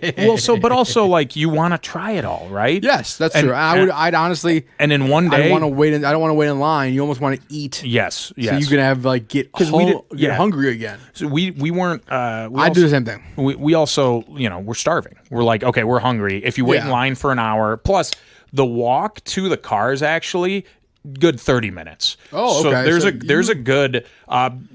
So the initial, we walked up and they actually go through waves. They'll tell you to stop, wait right there, and then they let a wave of people go through. You go. So it's like 3 waves before you actually scan your tickets in. Okay. So it's like, okay, like they just don't want everyone bombarding in, right? Bum rushing, yeah. Yeah. Everyone wants to get in the same time. Yeah, and then once you start walking, again, there's a lot of walking. I believe we walked over 10 miles each day. Wow. Yeah. Jeez. Yeah. So because you can still bring a Apple Watch in or an electronic watch.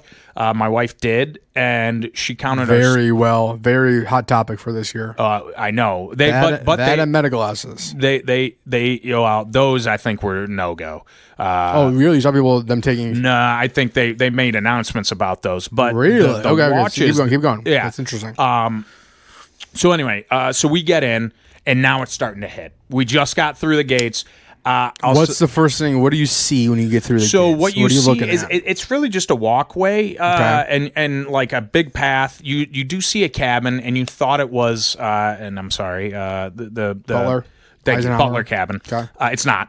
Okay. But at first you're like, oh my goodness, that's Butler cabin, that Butler? right? Yeah. And you're like, oh no, it's just another glorious cabin. Yeah. The Eisenhower cabin. You notice everything's. I won't sugarcoat anything. You notice everything's perfect. Why would you sugarcoat that? Yeah, I know. That's the point where you're on the podcast to tell us how awesome it is. Yeah, I'm gonna water it down. Water it down. That's what makes for good podcast. So then tell us it's the best thing in the entire world. That's what I want to know. We're walking. You go through.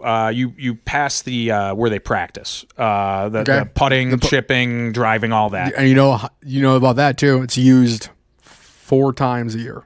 I did not know that it was used that many. They use it where you watch them practice. The Masters practice range is used for the ANA, which is the amateur women's tournament, the drive, trip, and putt, the Masters, and then the Masters Jamboree for the tournaments. Oh, that's amazing. 4 times a year that gets used, and that's it. And then otherwise, it's just sitting there. So nobody on it. The cool part about that is if you want to see every golfer, you could just because they have grandstands there. Yep, right behind it. You could position yourself because there are some people who have been there many years and they just like to see all the golfers.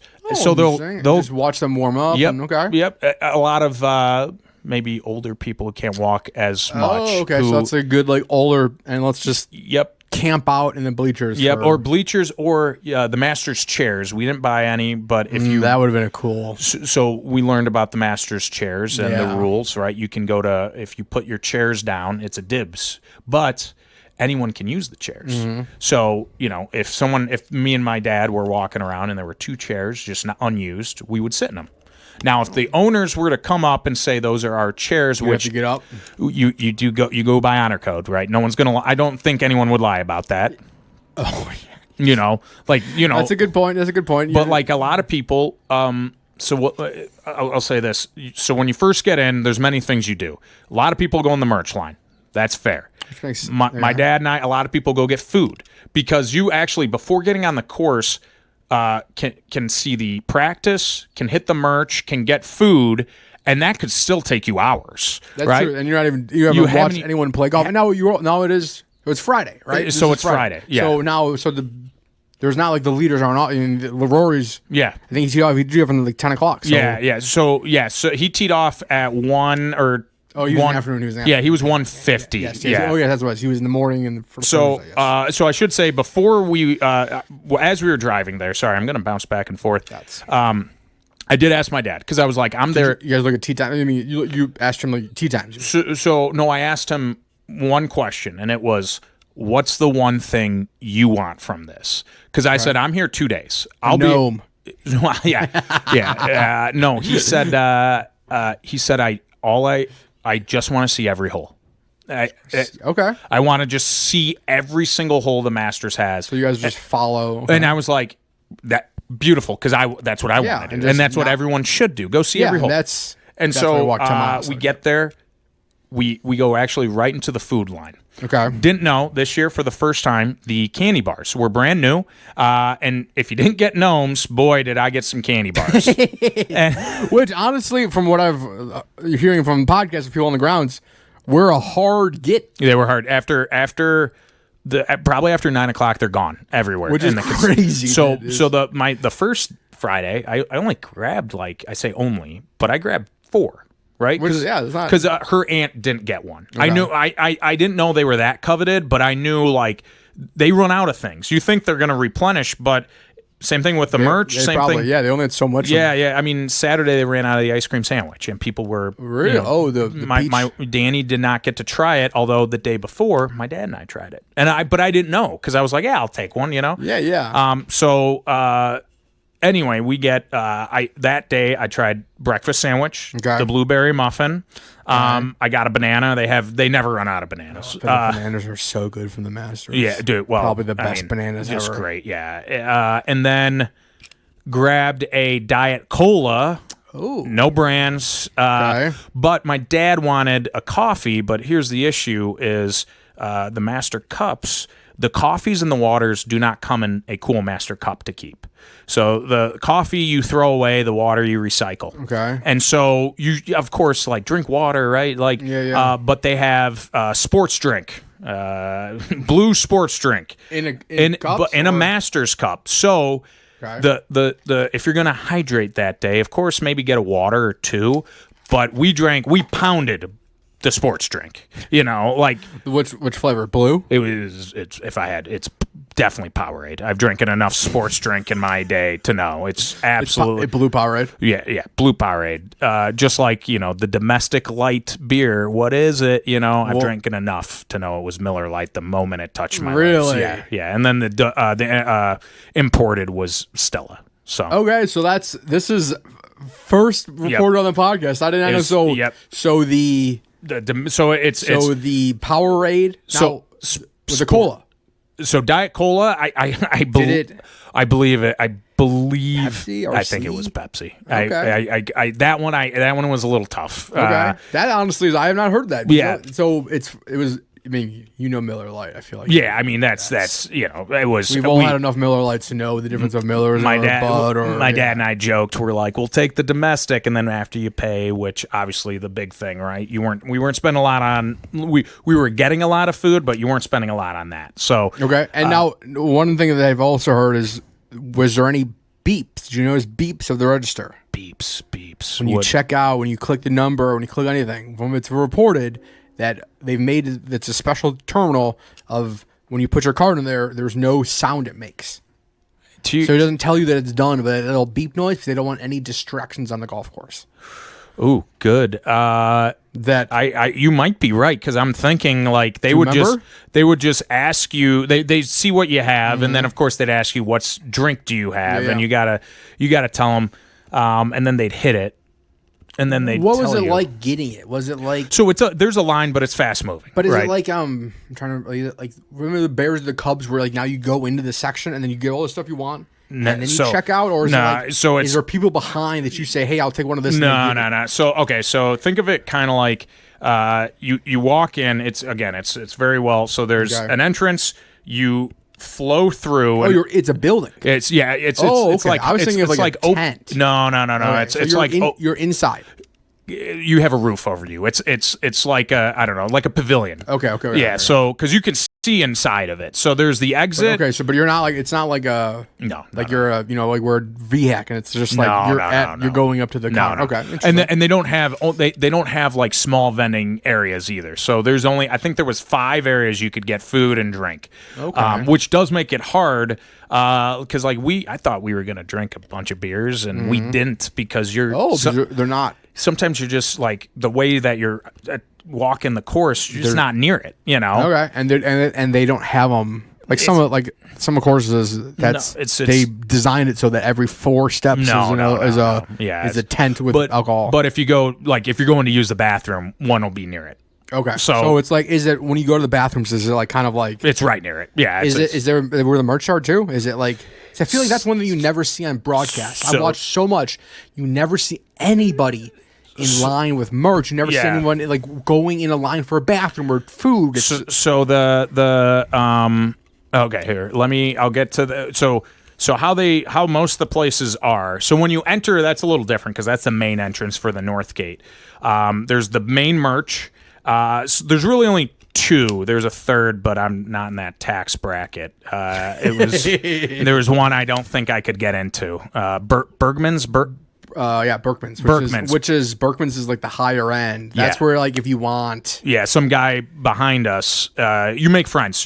So the no phone policy, it should say the first thing we did was check our pockets a million times to make sure we didn't have our phone. What'd you do with your phone? You leave it in the car? Yeah, I turned it off because I'm like, I'm not for. You always want to waste the battery. Yeah. Never mind. No, I have a question, but why? But like you're like the one thing was like it was hard throughout the day because I'd go like this in my pocket and I'm like, wait, my phone isn't here. You just feel like phantom vibrating? Yes. Yeah. But then you're a little nervous like when you're in there, you're like, oh my God, my phone. And then you're like, wait, no, it's in the car. How long does it take to kind of like get... It very quickly because eventually you're in the moment and you're just like, okay, because then no one has their phones. Yeah. So when you're waiting in line... you're looking at someone looking at their phone. Yeah. So we got breakfast. I got the breakfast sandwich, the blueberry muffin, banana. Picked up some candy bars. Okay. Got a Diet Cola. What was the best then? The breakfast sandwich was good. Breakfast sandwich was good? Yeah. Muffin? The muffin was blueberry muffin was really good. Again, all food is under $3 or less. Yeah, so it's the only even if it sucks, you're not like yeah.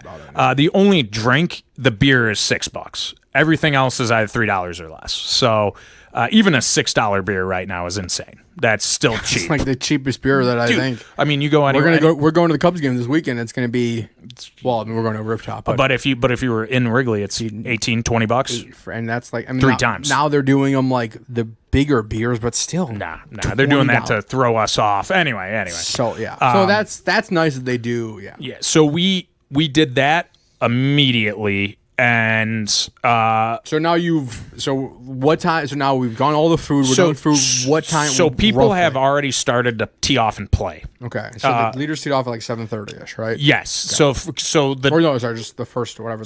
That's the one thing. Friday, since the group was much larger, they teed off earlier. Yep. Whereas Saturday, and I'll get into that, we had a lot more morning to kind of walk around. First day, yeah, because the cut is. Yeah, exactly. So you probably have 90 minutes more to just kind of experience, which if you're going to do merch, might be the better days to do it right away. Sense, yeah. Yeah. So that because if you don't, it opens the same time to get in there. Yep, absolutely. Yeah. That actually makes more sense. I've never really thought about that because that's the field's half. Yeah. And then the tee times were later. Yeah. You can still you're still in there. Exactly. So we did that, and then we looked at each other, and we were like, should we do it? Like, should we go on the course? And we're okay. And so this is you guys after you ate. We just went in. Because at this point you can see it. Like you can see. So the sun's. What can you see? Like the whole. So you can see hole 1. You can see the sun. You can see a bunch of grass, but you know it's hole 1. You can see the massive board to the right. That you probably see on TV. Yep. And then you see the sun coming up through all the trees. And it's got to be a beautiful little sight. It's there's that big dip on hole 1. My dad immediately said, "This would be a screensaver, and I wish I could take a picture." Because you guys bring no, so I don't think you're allowed to bring cameras. Oh, you know what? You're not on. You're only on the non. You can't with the days you guys went. Yeah, you can on Monday, Tuesday, Wednesday. Yeah. So those days I would have, but. So we're like, because we can see it now. We were eating and looking, also talking with people. Okay. I wanted to bring back the phone thing. You're gonna converse, and we conversed with people every hole, every second. Like you're talking, people are just talking, and every worker, everyone's nice. It's a weird it's this. Now, they do say, people online, they say why everyone is like that, because it is the one place in the entire world, and the one spot everyone's, that you are exactly where you want to be when you are there. And everyone is away from their phones. So they don't away from your phones. But you're not like, okay, if we're at a Bears game. Yeah. Or a Bears Packers game. There's someone that's been dragged to the game that's by their wife. 100%. No one's being dragged. I mean, maybe there are some people being dragged to the Masters, but I would imagine 98% of the people you're talking to are just like, this is the best day of my entire life. Yes. So, and then of course, like the workers can see that we're grinning, and they're like, first time, like it's obvious, right? Yeah, and I'm sure they kind of like that too. So then, but that's what they love. They love just being like, oh, well, they'll tell you like, I love this hole, I love that hole. Okay. Hearing what go to where to sit, they tell you like what? A good place to sit, good place like this. And it's just super cool. And they're all, again, everyone's the nicest. Southern hospitality is just everyone, and so bringing up my Packer polo, it actually did it help? So I feel like that's a good national national brand of. It caused a conversation at every hole, every stop, because someone would see it. I would have said, "Fuck this guy." Well, I got two bear downs. Oh, hell yeah. That's what I would have said. I got over 50 Go Pack Goes. Really? Security would come up to me. I had a security guard. I saw him. I'm starting to sweat. I can see him on my peripherals come up to me. And I'm like, oh, what did I do? Right? Did I, You're about to get kicked out of the Masters. And he looked at me and he's just like, you think think the Packers are going to take it this year. And I'm sitting there and I'm like, woo, that's what you want to talk about, you know? And I look at him and I'm like, of course. I'm like, yeah, you know? Yeah, like, Jordan Love's not going to get his fucking dick kicked in by Caleb Williams this year. Or, totally. Our kicker won't miss 3 kicks yeah, again. totally. That's not going to happen again. Bears aren't going to totally beat their ass. My dad actually said, I wish I wore my Packers polo because the amount of people, or it would like, they'd come up and be like, an older guy was like, I'm a Falcons fan. And he's like, I never forgave him for trading Favre to you guys, you know? And then we talked. It's just, you had that connection to people. If people go, I know the main thing is, they either wear the polo that they buy there, right? And that's cool. My dad... Which is what we talked about before, as I thought... My dad did that. My dad bought I actually bought the same one the next day because it was cool. He wore it, and it was awesome. Which I feel like that's probably very popular, very common, very popular. Or and then just throw your... Exactly. Or... they wore a nice golf polo, or because there were a couple people I saw wearing like Georgia Bulldog, you know, or makes sense. Gamecocks for South Carolina. But I would recommend if you're going to go and you're not going to wear a polo from the Masters, wear either a sports team that you root for because it's a great conversation piece. It starts the conversation immediately. That's honestly why whenever I feel like I go on vacation sometimes, I love wearing Bears stuff. Exactly. Like through airports. Like when we were in Mexico one time for a vacation, I wear all my Bears stuff, and then some people come up to you and are like, I love the Bears. Yeah. You're like, so I imagine it's probably a similar... And so it's nice because you're like, we're all in the same place. We don't know each other, but let's chat for 5 minutes, go our separate ways, and enjoy. We both like golf, and we both like... figure we both like a couple... Yep. So then my dad and I, it's hole one. So was there thoughts? What... Were you going in thinking, hey, I'm going to change, or were you thinking this is a shirt for the... I was a reaction early and made you keep it on? So I was going to wear it all day. Okay. I was just going to change my shorts. Okay. And you said hat too, right? And I didn't even bring a hat because I knew. So I planned to buy a hat right as soon as you got there. So to your point, so I'm walking in, no hat. My dad too. He didn't buy a hat. So I also feel like probably is a move too. Like absolutely. Honestly, the move might be going in naked. Yeah, that's probably the move. Go in with just your boxers. So you know what? They sell boxers. Go in. Yeah. I actually bought socks Saturday because I knew a thing I would tell people. Those weren't viral this year. I would tell bring an extra pair of socks if you go to change because we sweated so bad on Friday. Change your socks. I changed and I didn't think about that, but my Danny was like, why don't you buy socks? Because she brought socks to change into. And I was like, I didn't do that. She's like, well, buy them at the store. And I'm like, duh. I'm gonna. And you have cool Masters. Yeah. Then I was like, now I have Master socks. No, I didn't. They were actually, I didn't clean. They're murky. They're dirty. They're still full of sweat and dirt, dude. You get dirty. Actually, you get very because everyone's walking in the dust. Because they don't fucking water the course because they want it to be so fast too. Yeah. So it's lightning. So we get there. It's hole one. We're at the dip of hole one, and we can't really tell who's up, but they gave you the left or right side. If you're on hole one, it's the right side. So you're down. We just walked close to that bunker on that, or are you kind of like down by the? Not really. So what they don't show you're down by where the dummies put it then. No. If you bail out really far right. No, we thought we were in a good spot. Okay. We couldn't even hear them tee off because they were so far back, and we couldn't even see their ball land. So so you were like in the middle of it. Yes. So something they don't show on TV is a lot of we walked on many holes. I walked on many like across holes. Oh yeah. And what they won't show you is where you cut across. Where you cut across is never really an area where they will be hitting. They're hitting over. They're hitting. Over you. Yeah, way over it. So because they were driving and some people were walking, and my dad and I were like, What's going on? Yeah. But then we realized, this is like no one will ever hit these people. Their line of sight is 200 yards ahead of where they're carrying at 275. So then we just saw a bunch of golfers walking. So then our heart's going. We're like, okay, now we're here. And what time is this? Whatever John Rahm's group was with Kim. John Rahm, I think John Rahm was with Kim. Michael Kim? Yes. Michael and Kim. then the amateur. Yes. So was that Holtz? It might have been. Which was the Illinois State. Oh, okay. Illinois State. I remember seeing him at some point. Yeah, Holtz was Illinois State. He won the Mid-Am. That's awesome. He's still lived in Bloomington. Oh, okay. So you got to see the Illinois. I'm actually trying, shout out, I think his name's Brandon or Brendan. Probably get his name right first, but I'm trying to get him on the podcast. So if you're, come on the podcast. I want to hear about it from him on the podcast too. So we just so happened. That's a good. You got John Rahm coming down. Yeah, exactly. So just coincidentally, we just happened to kind of follow John Rahm. Just not a bad. Whatever. Yeah, right. You got to see him play like fucking dog water too. He was upset a couple times. Yeah. Very. He had a bad Friday. He almost missed the cut on Friday. So we pretty much were like, okay, we'll go. So we start following. We walk up hole 1. We see him. We see the grandstands there. On one. Yep.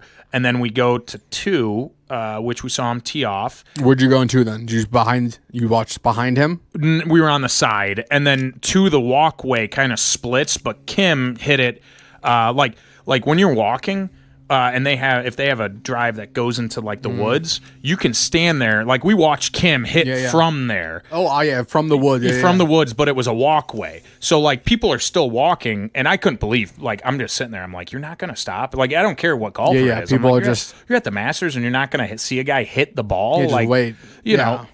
So then he hit it, and then that's 2 then opens up. There's a bunch of other holes. I wish I brought the pamphlet. No, I know all my head. So like 2, because 2 is you're looking at the big cut down to the left, right? Yeah. It's that massive hill that goes down, and everyone's trying to cut that corner on the left. And if you stand out by the right there, and someone floors it over the bunker, it's coming by you over there. So then, once you get there, there's a bunch of holes around that area where there's actually so they do have a couple smaller shops, and the shops are purely hat shops with like with like I don't know, like ball markers, stuff like that. But they're not. It's not like the main. No. If you want, and actually, they didn't even have a full selection of hats. So that's where. Interesting. Okay. So I got this because we were like, okay, let's buy a hat. The line wasn't long. Oh, because this is you guys at this point. You have not been to the merch stand yet. No, we haven't been in the main merch shop. And this is by 2 or 3. Where? A little past 2. Okay. And so this had a concession. I don't get food. I don't think we got food, but we did use the bathroom. We did buy these hats. We bought a couple other things. I think I bought the ball markers for you there. Shout out Mitch. Got some great merch here. Look at these awesome ball markers. And then we continued, and then I think we were like, let's go like see Amen's Corner or something. Okay. Like because at this point, your 3 is you're coming to the par 3, which is a crazy hole too. So no one, but we knew no one was going to be at Amen's Corner yet because it was too early in the morning. But we also knew there weren't going to be a lot of people there, so you could get a spot then too. Well, so we just kind of wanted to take it in, right? Yeah, you wanted to see when no one's there. That's a good point. So I'm pretty sure we walked there, which is from the north parking lot. That's the furthest point from. Okay. So now at this point we're starting to walk through other holes, right? Pretty much the back 9, no one's on yet. Yeah. So we get to Amen's Corner and we just walk. We're like, okay, this is really cool. You can't really see like where they putt on hole 12 for Amen's Corner. You can't get down there. No, they don't let you get past the Hogan Bridge. You know what? You kind of know why there. So that was when it was built. 12th was supposedly, this is kind of a history of it is, but supposedly the 12th hole over there was they found Indian remains, burial remains over there. Okay. So one of the things they do is they don't let people walk over their respect. Okay. For fair.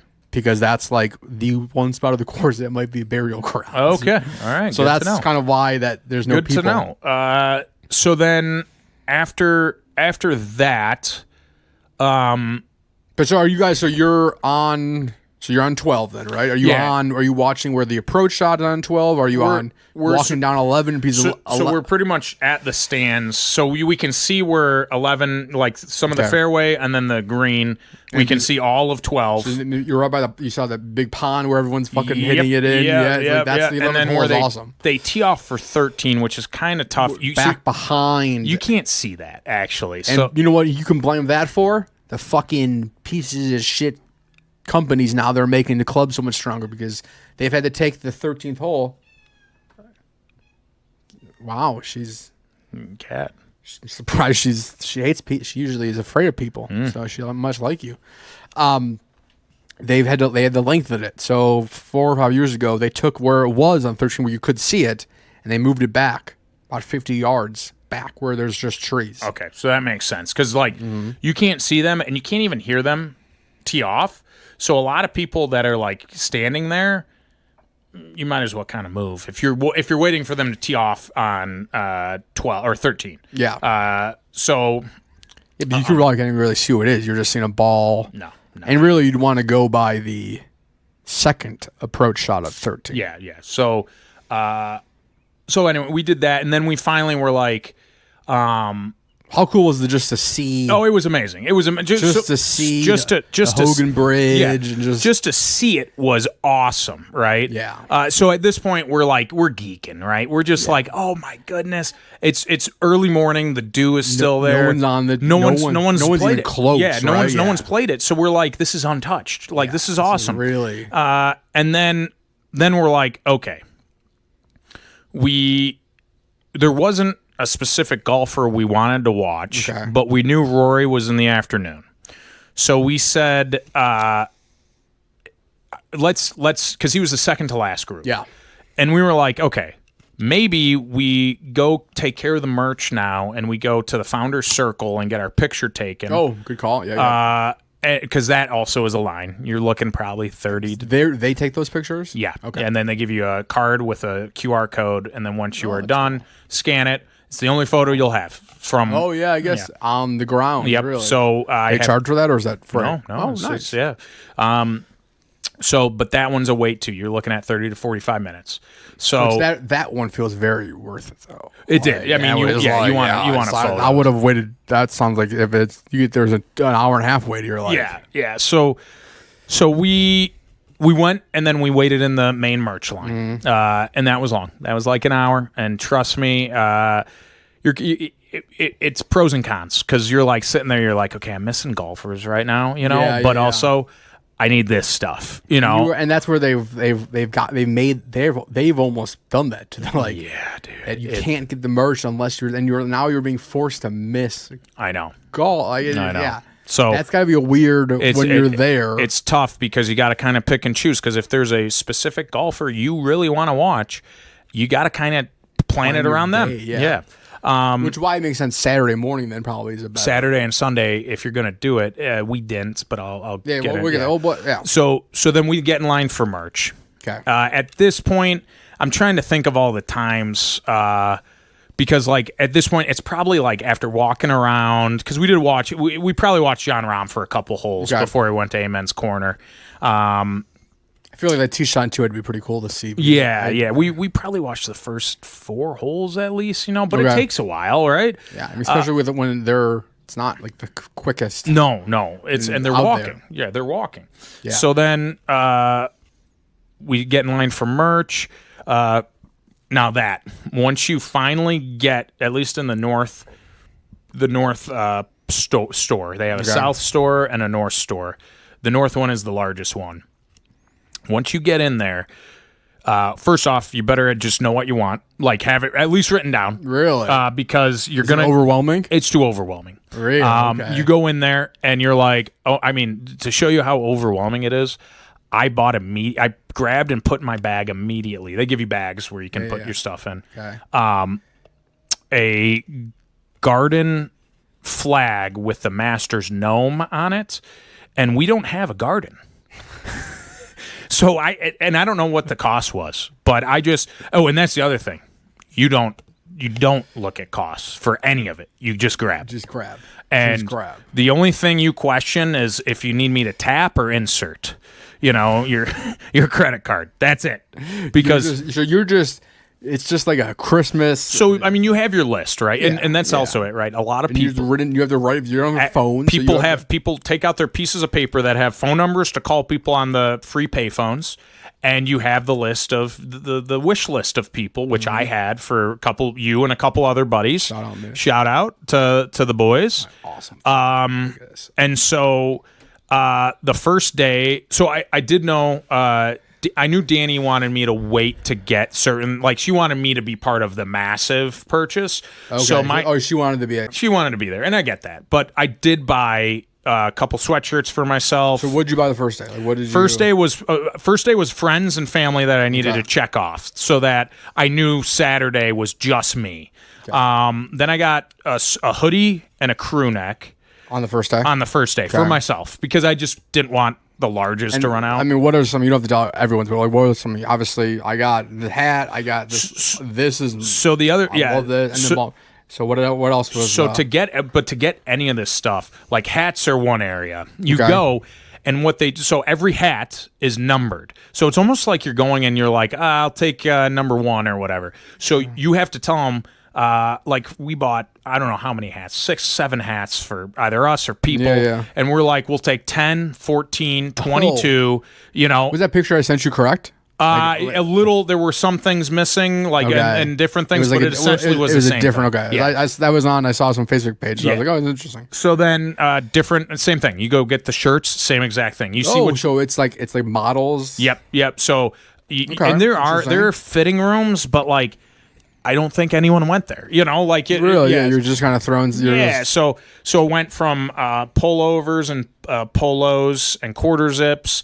They do have like a Peter Millar section. Bought my father-in-law something that's my section. Thank him. You know, that's my section. Yep. I love Peter Millar. A little more pricey over there, but shout out Peter Millar, sponsor the podcast. I am a Peter Millar guy. Yeah, you know what I mean. I love Peter Millar. You guys make a great product. Best fitting product. It looks great on fat guys. Fantastic. So then they have like house, you know, like glasses. My dad bought 2 highball master glasses with the Masters logo engraved with Masters. Is that the one that has every champion on the back of them? No, okay. I think there was one, but that was what I saw. That was like a one that goes that would have been every year. Would have been pretty cool. But I don't know how those might be someone that's like same. Yeah, because on Sunday when he left already. Mm-hmm.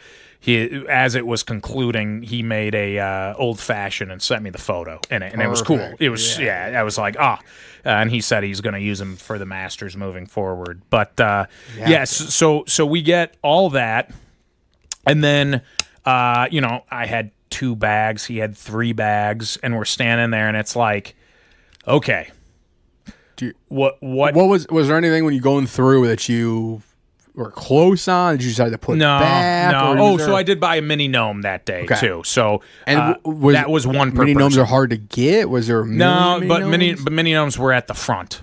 Okay. And people were the workers were handing them out. You could not grab. Yeah. So they would ask you, "Do you want a mini gnome?" And I said yes because I knew people are at literally like they have to ask you. They assume everyone is when you're walking. But it's workers handling that. That's the only thing you couldn't touch. Was there people asking for gnomes, the big gnomes, or is it pretty much everyone knows? I mean, I did, get in there. I did ask. I was like, all right, I got to ask the big gnomes, and they're like been out for hours. Okay, they're like it's So the fact that I got one mini gnome, I feel like you kind of have to give the old college try. They're like, you know what? Yeah, I got one right in the back, just waiting for someone to ask me. So I did ask about I was like, so what? Like you have so much stuff. Like, how do you replenish all that?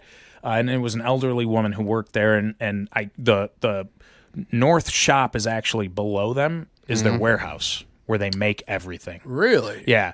And she said normally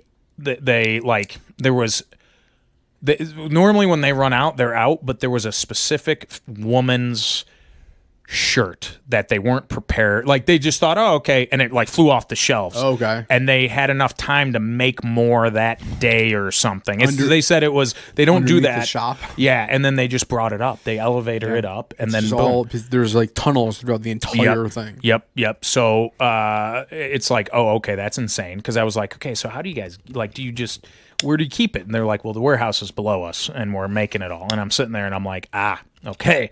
Miles and miles of tunnels underneath. So you get that, and I'll say this: I would never tell anyone what to do with their money. Everyone is their own adult human being. But if you have a chance to go to the Masters, spend because it's consumerism at its best. It's because I look, I got to go 2 days, and I hope maybe I get to go again, but I treated it as if it's the only time I'll ever go. And it's literally the only time you can ever buy that stuff, too. Exactly. It's not like you can, you know what? I'll go to Dick's and get that next week. Exactly. So I mean, I'm not shy about it. Between the 2 days, I spent over $2,000 on merchandise. Honestly, that's good, but that's probably not even. How many bags is that? Like, what, you know, two bags? I had 3 bags. Okay. It's probably 6 to 7 bags. 6 to 7 bags. And how many people did you see with double that? Yeah, more. So I say that, and everyone's always like, "Wow, that's a lot." That isn't a fraction of crazy. of what some people spent. That's like not that crazy. I mean, some people spent triple that, quadruple that. I feel like that's what I would spend on meat. Yeah, like my budget for personal 100%, $2,500, and then 100%. Because like you spent that, but you're going to get a lot of that back, all right? I mean, not all of it, but like, I mean, some of it. It's not that you spent that. And I mean, there's some. Yeah, people right. are paying you back for a lot of that stuff. There are too, some of that I am gonna get paid back for, but majority of it was me and Danny. It was for us. But that's also and I'm a bad guy to talk to about this because I'm like. So you probably honestly should have bought more. I'm a bad guy to talk about this thing because I'm like, honestly, you guys probably underspent. My Monday, so there was a postmaster's depression. Did you see my video on it? Yeah. I was. That video was not. Yeah, that was a true video. I was going through it on Monday. So Danny and I were texting, and I said the one thing I regret was not spending more. Yeah, she wanted a specific hat, and we were like, nah. I actually went on eBay and bought it. I was like, you know what? I'm just gonna do it. You know, because that's what you feel like once you get it. Yeah, because then I'll be like, thank goodness I got it, right? Because, so we did that, and then now we're gonna use our one exit. Okay. We use our. So what is this lunchtime now? About lunchtime. Okay, it was about 11:30ish. So we walk out, and the plan is. And also, this is the only place I've ever been to, and it shouldn't be a shock. The men's bathroom line is always long. The women's, not so much. Well, I know, right? It's probably a 10-to-1 ratio. Exactly. So the worst spot to pick up women, but if you're a woman, it's the best spot to find a husband in the entire land. Exactly. So, but I didn't want to waste time using the restroom in there. Yeah, piss your pants. So, or if you got to take a number 2, right? I almost feel like it would be kind of cool to take a number 2. So a lot of people are like, I got to do it because I'm at the Masters. Same. I kind of would have wanted to take a shit at Augusta. So what we did was we changed. Pooped outside in the car? Yeah, we went to the car, walked to the car, which again, it's a walk. So you said half an hour walk. It's about a half an hour. Yeah. So it's an hour trip. Yep. Yeah. So that's the other thing. You lose an hour of your master's time doing merch, just walking with the merch. Just walking with not even you already bought the merch. Exactly. So did you think about shipping it? Did you think about we carrying did, but it? there was a line, and we were just so actually my dad brought. He had a carry-on, but he put it in a actual in a big suitcase. Okay. Zipped up the carry-on in the big suitcase, shipped that. So when we got to the Airbnb, he opened it up. The suitcase is empty. So he just took out his carry-on, and then I brought it home because I stayed the extra day, and it was 45 pounds of Masters stuff because I weighed it. That's what we do next year. We just go to the airport and we just steal bags. Yeah, and just steal bags. Course. Maybe we'll get one bag that's just all Masters. Yeah, shit. That's what. So I'm gonna go apply to the regional Augusta airport and just start and be a year-long scam. So we did that. I changed. Now it's hot out. So now it's full shorts. Now you're kind of dripping. Packer's shirt is just fully sweated through. Oh yeah, you've sweated through everything, but you're sucking it up because you're like, all right, it's Augusta. But then I go to the nicest porta potties I told you about earlier, and I'm in there as fast as possible, right? Because you're like, I gotta. So we get back, we do all that. It was probably an hour. Total, right? Because maybe you mean of like starting in line? Well, no, starting. Okay, no, it was probably 2 hours total. Because if you can, it's not that bad. But if you consider waiting in line, getting everything, maybe a little more, and then walking back, using the restroom, and then how quick when you were in the merch stuff? Is it like that was it. Goes quick. I mean, the stories you hear are that they're like moving people through. Oh yeah, is it yeah, like yeah, it's quick. just, It's quick. Once you're actually in there, we were in there for 15 minutes or that. So you're just I mean, all this time you're thinking of what to buy, and then it's just like a mad frenzy of just boom, and you're just walking out. You're like, that I just spent how much money? That's what I'm saying. 15 minutes. That's what I'm saying. You're in this like it's pandemonium. Frenzy, because you're like sitting there and you're like, okay, and the next thing you know, you've paid, and what do you mean? I just spent $900, and then you're kind of like, wait, I didn't buy that much, and then so anyway. We did that. Okay. We actually there were a couple free payphones on the on the entrance, which I called Kyle from, which was on the podcast. Yeah, I called a couple, and I gotta change something. I called them, and I'm embarrassed. I called it a bird's nest. I didn't even realize you called it a bird's nest. Well, because I will say this. The excitement, you're kind of just like going. Yeah. And so I was so excited for the phone call, I didn't even realize. And I've seen them. I know what it's I know people are probably sitting there who are Masters fans who are like, Bird's Nest, did this guy even go? Because I bring up. We did fake the call from the Masters. Because I bring up the beer. They did have their own. So there were three Which beers. was a very great insight. Yep. They have their own specific beer called the Crow's Nest. Embarrassing. Not the Bird's Nest. And the Nest. cup, when you drink it, it comes in a crow's on the thing. It's called the Crow's Nest cup. Oh. So obviously you're trying to get like the cola is a green Masters cup. The only clear one was either the wine or the light beer. So if you want this one. Yes. Yeah. So the wine and light beer were in that cup, and then that one, but green, was pretty much everything else. Oh, it's green. It's yes. same size or bigger? It's actually a little bigger. Oh. Yeah. These are the ones they sent. Actually, I think the beer one was a little bigger than that too. They might have just made anyway. So for anyone watching, this is what the taste of the Masters was sent in. So they sent it out a month before. They have the Masters stuff. So these were the ones they came in that. So it's a little different. Interesting. Yeah. So because if you're collecting the cups, which everyone does, yes, you have to drink those, right? Yeah, and you got to. Or I guess you could buy it. They're cheap and just dump it, right? And I mean, people do is people sell them online for. Oh yeah. Because one guy even said if they sold 10 of these for $50, I'd buy them, right? And you're buying, a cola is $3, right? If you're buying. Wait, so why would he spend? Well, he was just saying if it was an option. If it was an option, if they had. Yes, if they had them, because he's just like, I'm just buying these drinks, and he's like, I won't even finish some of them, and I'll just dump it, Yeah, but you're buying it for. You want.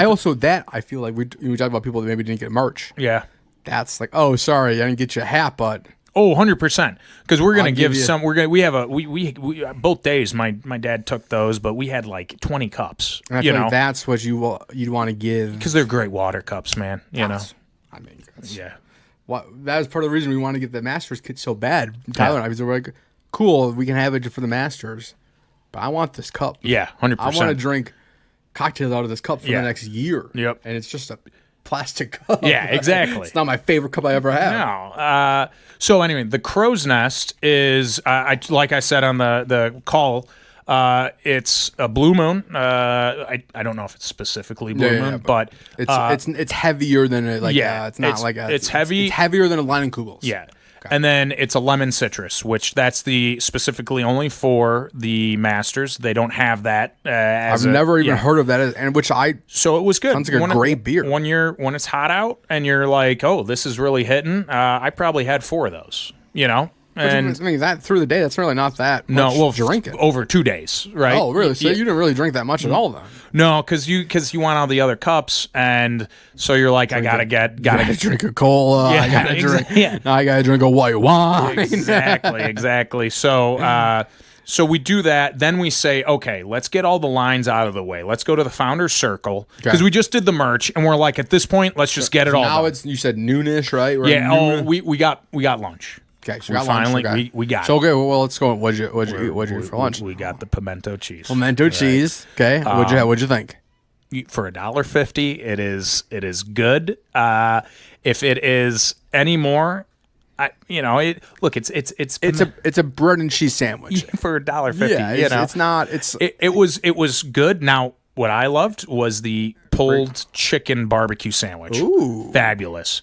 I've heard that's really good. I've heard also to combine them. Yes, so I didn't combine them. Which That's right. Wrigley.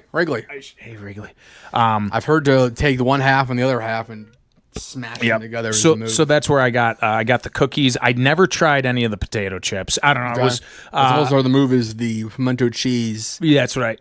and barbecue potato chips on it. I guess is the other big thing people do. So we did that, and we got the ice cream. The peach. Yep. The peach. Like the cookie sandwich. Yep. Yeah. So it's always sandwiches, right? They're big sandwich. Yeah. Yeah. It's not like it's white bread, right? I mean, it's not like And pimento so cheese is not like some artisanal. Exactly. So I believe they did this because they don't want utensils and garbage everywhere. So so everything's a handheld. Everything is just a little. Okay, that kind of makes a lot of sense. I tried the egg salad the next day, but the pimento cheese, ate it. Awesome. Boom. Checked it off.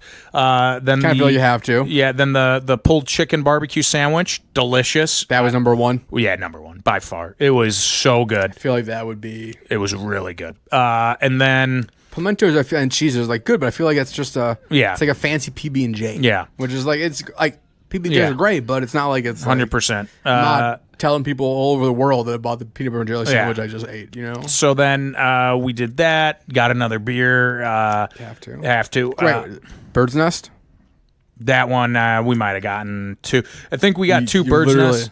And then Crow's Nest. Oh, Crow's Nest. Jesus. I got you. Oh, you got me. I got you. Crow's Nest. Had another Crow's Nest. So the Crow's Nest was heavier, right? So we're like, okay, eventually we got to drive, but we also, you're at the Masters, you don't want to be. You're also walking a shit ton. Yeah, so we sweated out a lot. Yeah, you feel like it's probably hard. I feel like it's hard. I've played golf on those hard. It's hard to get drunk. Days like that. Oh yeah, like we weren't at no you're point sweating so much and you're doing so much exercise. You can't. It's like it can't get drunk. Yeah. So we ate there, and then we went and did Founder Circle. Okay. Got that.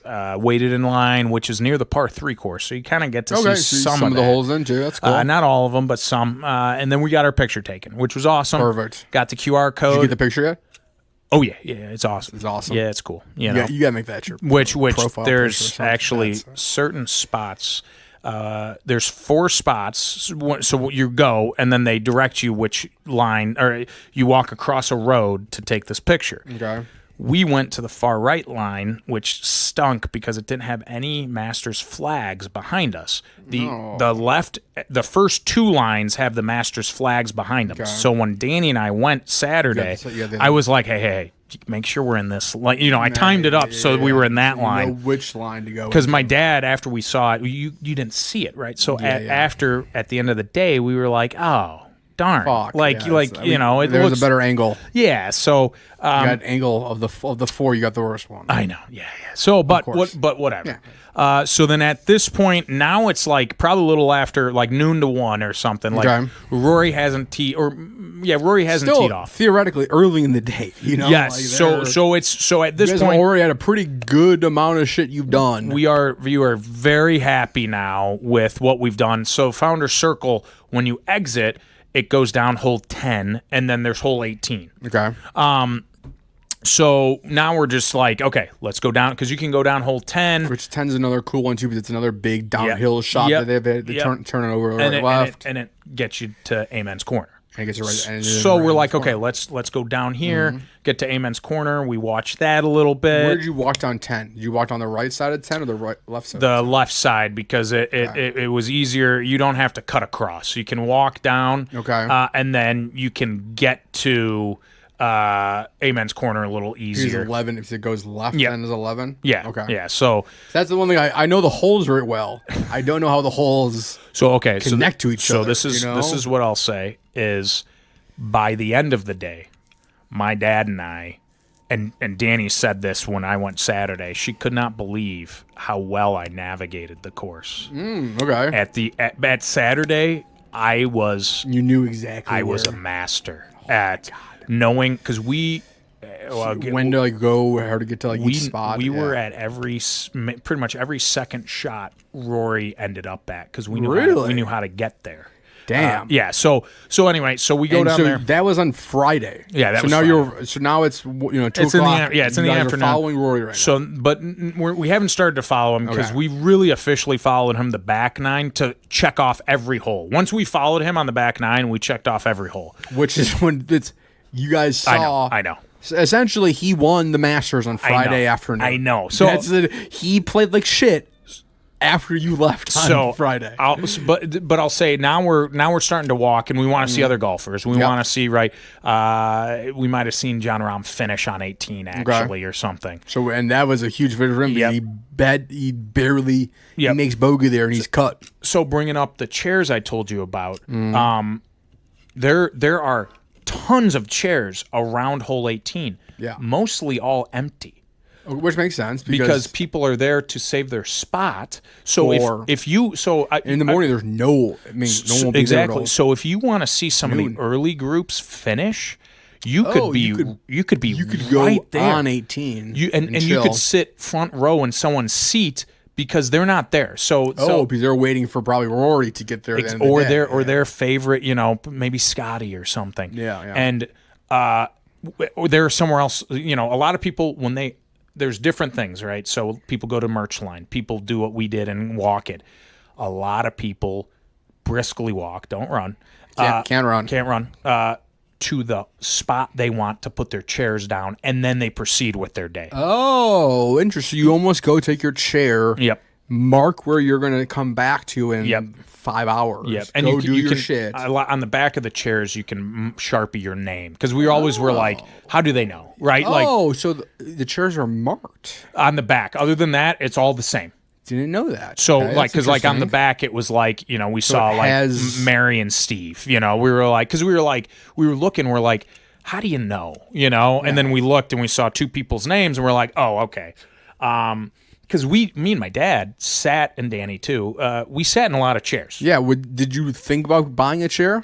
Was that a consideration? If I did, I thought about doing it Friday so that Danny and I had on Saturday. Yeah, you could if you're going to buy it, you feel like you'd want to use it for both days. Yeah, but we didn't because you're going to sit on other people's chairs. So here's the thing: if you don't, there are so many chairs around, you'll be fine.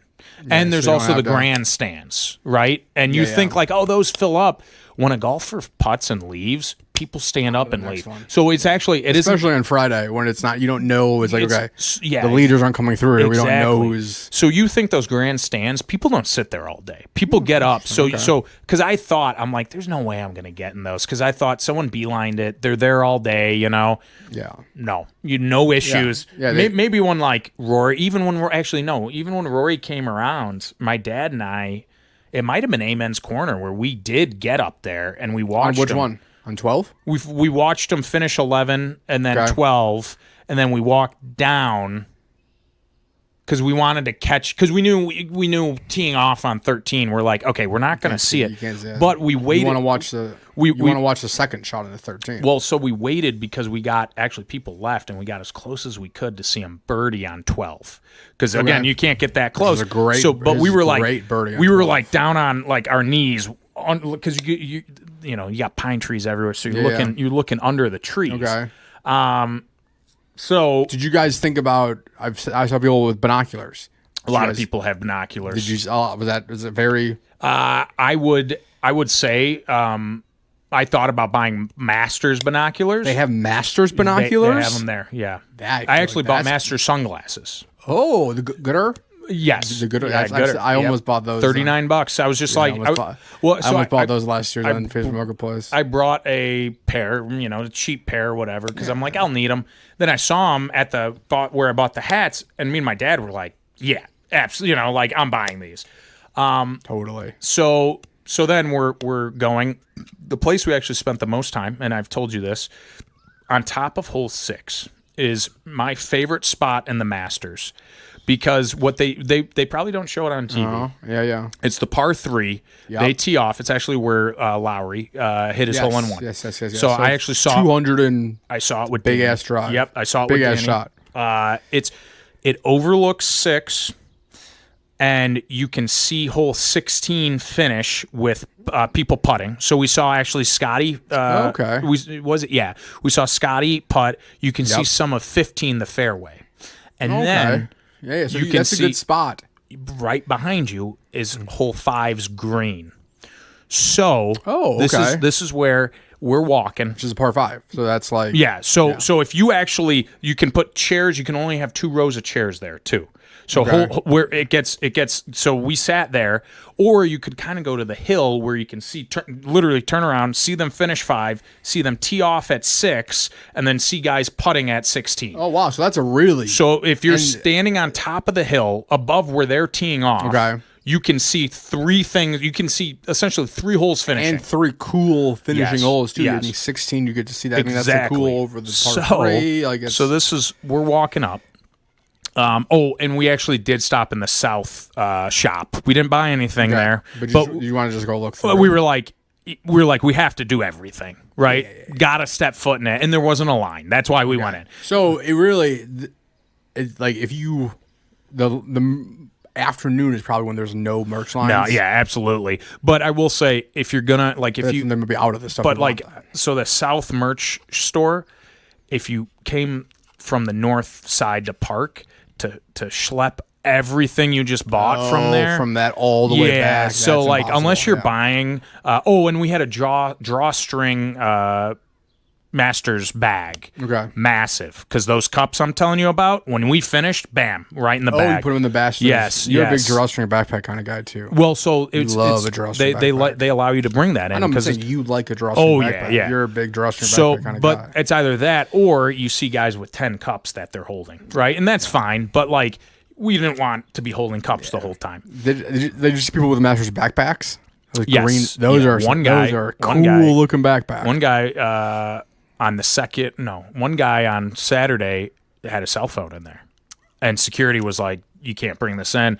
And this was like, I told you the waves. Mm-hmm. This was after to the point where, like, if you're bringing your cell phone in, like you're purposely bringing it. Oh, in. he snuck it past. Like he was trying to. You couldn't. There were metal detectors, for God's sake.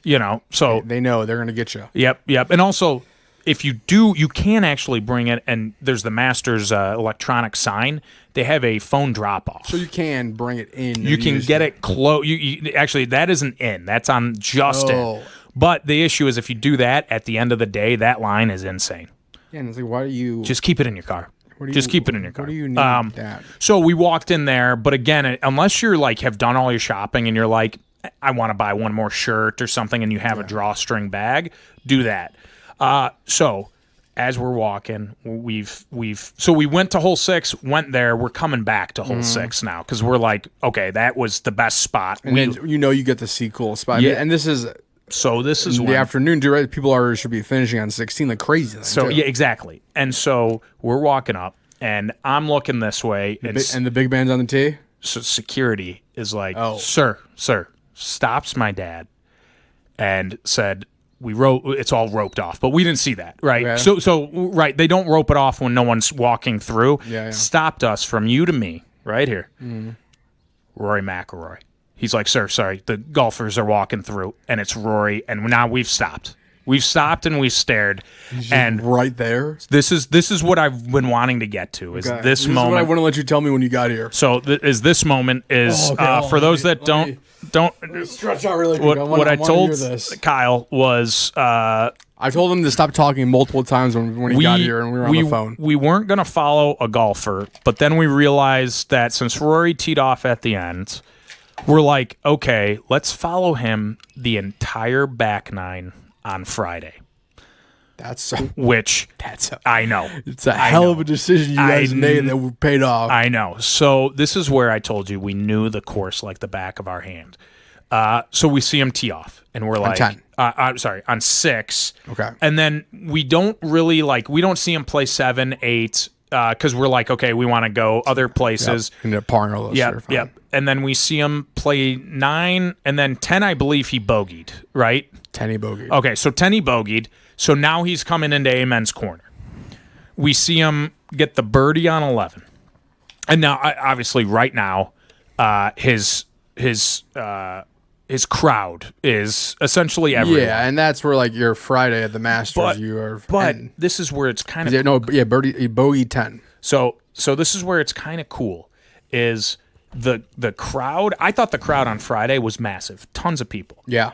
The crowd on Saturday, I knew immediately was way larger. Way larger. So You also have way less people. Exactly. That everyone's trying to follow. Yep. Exactly. It's segmented. It's also Saturday. More people have off. More, whatever. Off. Yeah, I think they're best attended days.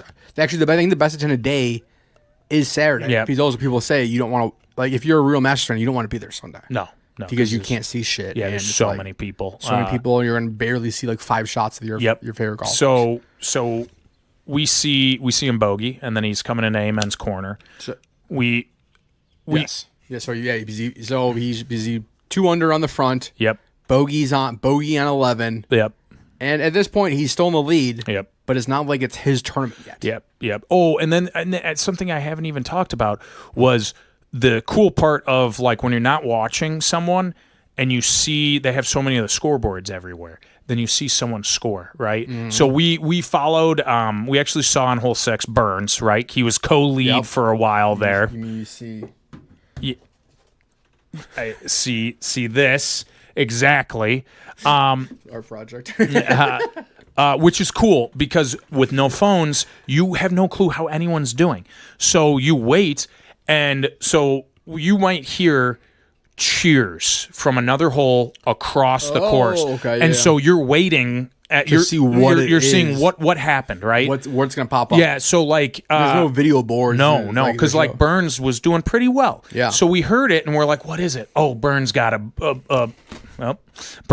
birdie, or Scottie didn't play too well Friday, but Saturday he had a lot more cheers. But then and you see it go from 9 to a. Yep. Well, that was. I know. I was gonna say 9 to 11. Oof, never forget. Yeah, he went to 12, right? Yeah, he went. What did he get? That was yeah. So, but he was like, he was flirting with like -6 or whatever, pretty much the entire Friday till the back 9. Scottie. Yes. No, I meant Rory. Yeah, no, Rory was because he was right around that, and that's where the leaders were at. Yep. I can't remember who was in. It was Burns yes, it was Burns, because when it was cool when Burns came around because people were whispering like, oh, he's co-lead, right? And you're like, oh, okay, I got to watch him, right? I saw him play 5, do 6, and I think he was paired up with Knapp. And this is where it's funny is my dad, I told you you're talking with everyone at every hole. So my dad's chatting this guy up and super nice guy. And then he's just like, hey, you know what? I can you, wait 1 second. My brother's about to tee off. Oh, Jake Knapp's brother? Yeah. And so we look at each other. He tees off and then he's just like, oh, and then we're like, okay, so your brother is Jake Knapp. And then he's like, the up and coming. Yeah. And then he's like, he's like, did he look like have kind of that long hair and kind of like he was tall. He was tall. But we noticed some people wearing Knapp hats. So we were like, if you're wearing a Knapp, it's not like we're wearing a Rory hat. So when he walks down 6, 30 other people stand up and all walk. Oh, they were all following him. It was his family. It's for his club that he's golf club that he's part of.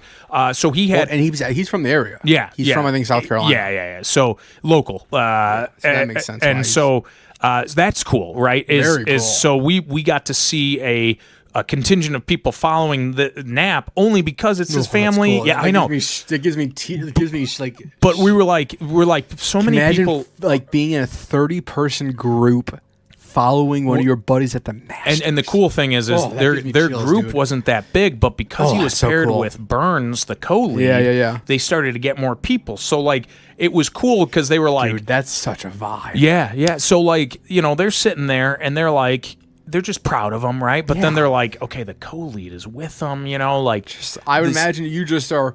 That's like you got to be pumped just for the day, and then if he's playing well, it's like. So the cool part also is you realize like, okay, everyone's Masters experience is different, right?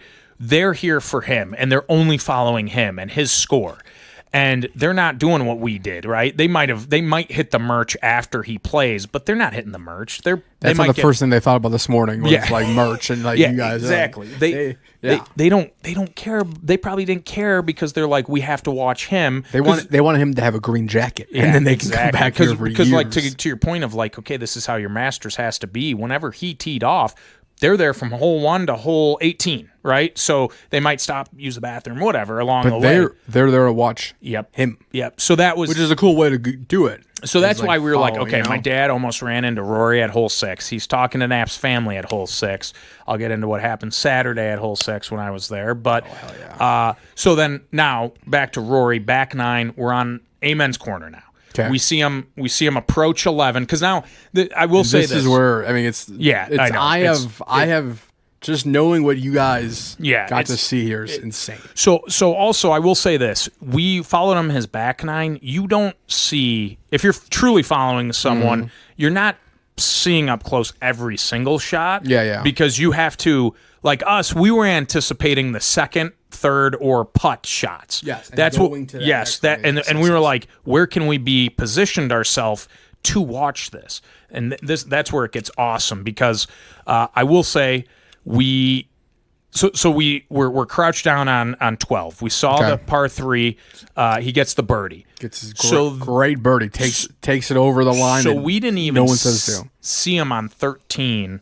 So I told you, actually, sorry, we were in the grandstands. We knew we had to get off because we're like, if we're up here, people are going to pass us to see him. So they passed. So we're like, wait, let's see him finish putt. But then we're like on 13. Since the drive is so far, we're like, let's go. We're not going to see him. There's no point in staying here. He smashes in the woods anyway. Yeah, so we go, and we see a second shot. We see him. We go to the grandstands. We know how to navigate. The grandstands at 14 at the tee off overlook 13's. Over green. Where you can see the green. So we cut across, get to the 14 grandstands. So we see him. I think 13. Did he birdie? Or 13 he birdied. Yeah, he birdied 12 and 13. Okay, and then 14 we saw him tee off. And you're makes like a par in 14. And then 15 shot out, which is my wife's grandparents' favorite hole. Don't know why, but 15 is there. I mean it's probably to hear people's favorite holes is interesting. I love 12. I love 13. Yeah, so it's I do love 15 though. That's like the down, and that's such a risk reward here too. I mean, Rory. I mean, that's where Rory's shot of a lifetime was last year. So we then there was grandstands at 15 too. Okay. Yep. So we saw him. Which are by the tee box or by? It's by the green, and you can see 16 the tee box. Which is the grandstands are. There's one on each side of the green, right? And there's like right by the bridge. Are you on that one, or are you on the other one? So we're on the other side because we wanted to time up getting to hole 17. Okay. And being able to, because if you were on that side, you had to cross hole. You had to cross hole 15. Which they rope off. So where do they cross? On the fairway, like on the downslope. Yeah, or is it... No. There's two. There's one on the further up. Then there's one on the downslope. I guess no one's really laying up that close. So no one's laying up that close. So, but we were like, let's sit on this side, which Rory actually walked around that side. And so, he walked right by you guys. Yeah. So again, I've told you, like we're like guessing literally perfectly where Rory's going to be. He acknowledged the crowd. We're going crazy, right? And at that point, he's in the lead. Yes, and I believe Fleetwood also was having a pretty good Friday. Yes. So we could see. I don't think they were finishing. So we were seeing what they were doing, but Rory was starting to kind of pull away a little bit. This is really... So we saw them, and because you could hear cheers at 18, and we're like, what's going on? Someone's making it. And at 15, they're right behind you. So now we're like faced like this. I'm looking up, and I'm like, what's the score? And it takes him a while. So we wait, and then we see him birdie 15. 16 he birdies. Yeah. 16 he birdies. He birdies out. Yeah. Birdies out. Yeah. Birdies 15, 16, 17. 18. Okay, so 16 is the par 3. We saw him tee off, but then we saw people stand, and this was our plan, was to see him tee off at 17, go to 18 so we could see him finish, right? We wanted to 18, where were you planning to go on 18 then? The drive or the green? Okay, We wanted to see him finish, but we saw from afar, because the grandstands you're talking about across, you can see the green. The ours you can't really see. You can see it if you're like we were doing. We were angled, you have to get to the one side and angle yourself. Okay. So then we're walking, and we were going to see his drive. And is there really anywhere to stand on 17? It's all hill. It's all trees, right? No, there's no grandstand. There's no. But we were on the left side, and we got up far because again, these guys are driving it so far. Yeah, especially Rory. So we actually didn't know who drove the bad tee shot, and so we saw it land, and I was like, "Hey, you want to just get going?" Because I could see, you can see the masses, right? And he's like, "Well, let's wait and see who this is," because he's like, it could be Rory, and I was like, "Dad, Rory didn't have." Like this is a bad shot. 0 fairways. I was like, this is a bad shot. Well, lo and behold, we're standing there right near the ball, and there's only one person and his caddy walking at us with a TV crew behind him, and we're looking at each other, and they didn't show this, but we're pissed.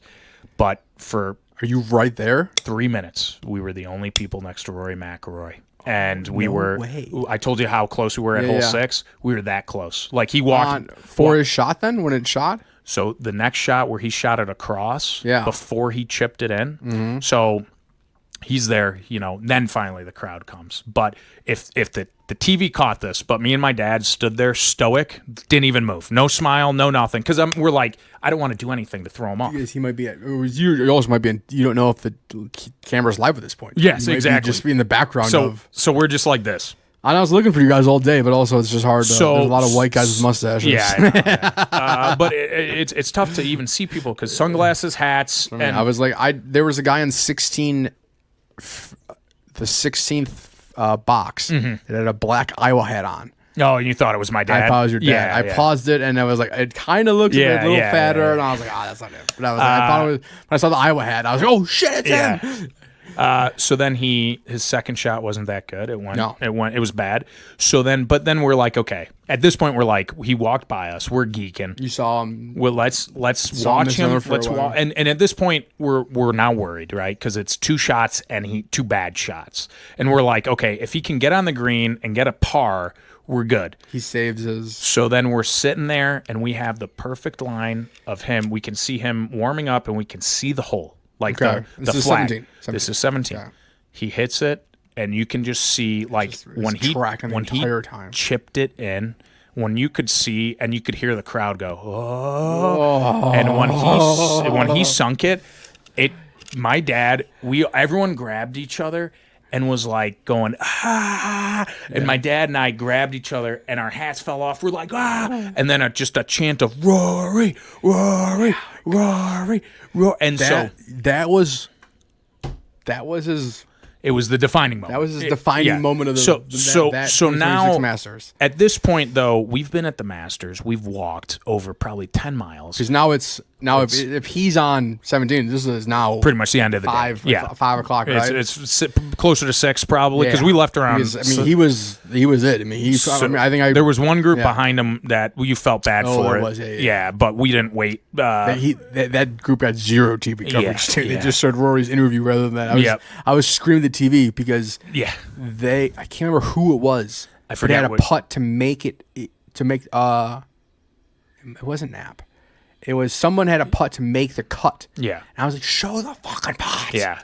I was screaming at ESPN. So like if you just wanted to actually watch the last group, best day to do it because everyone was So everyone would Rory would leave and everyone would just see it. Yep. So, but at this point, we were tired, right? No energy. Adrenaline. You slept at 4 hours at this point. So the adrenaline. So then this is where we knew I told you, knew the course.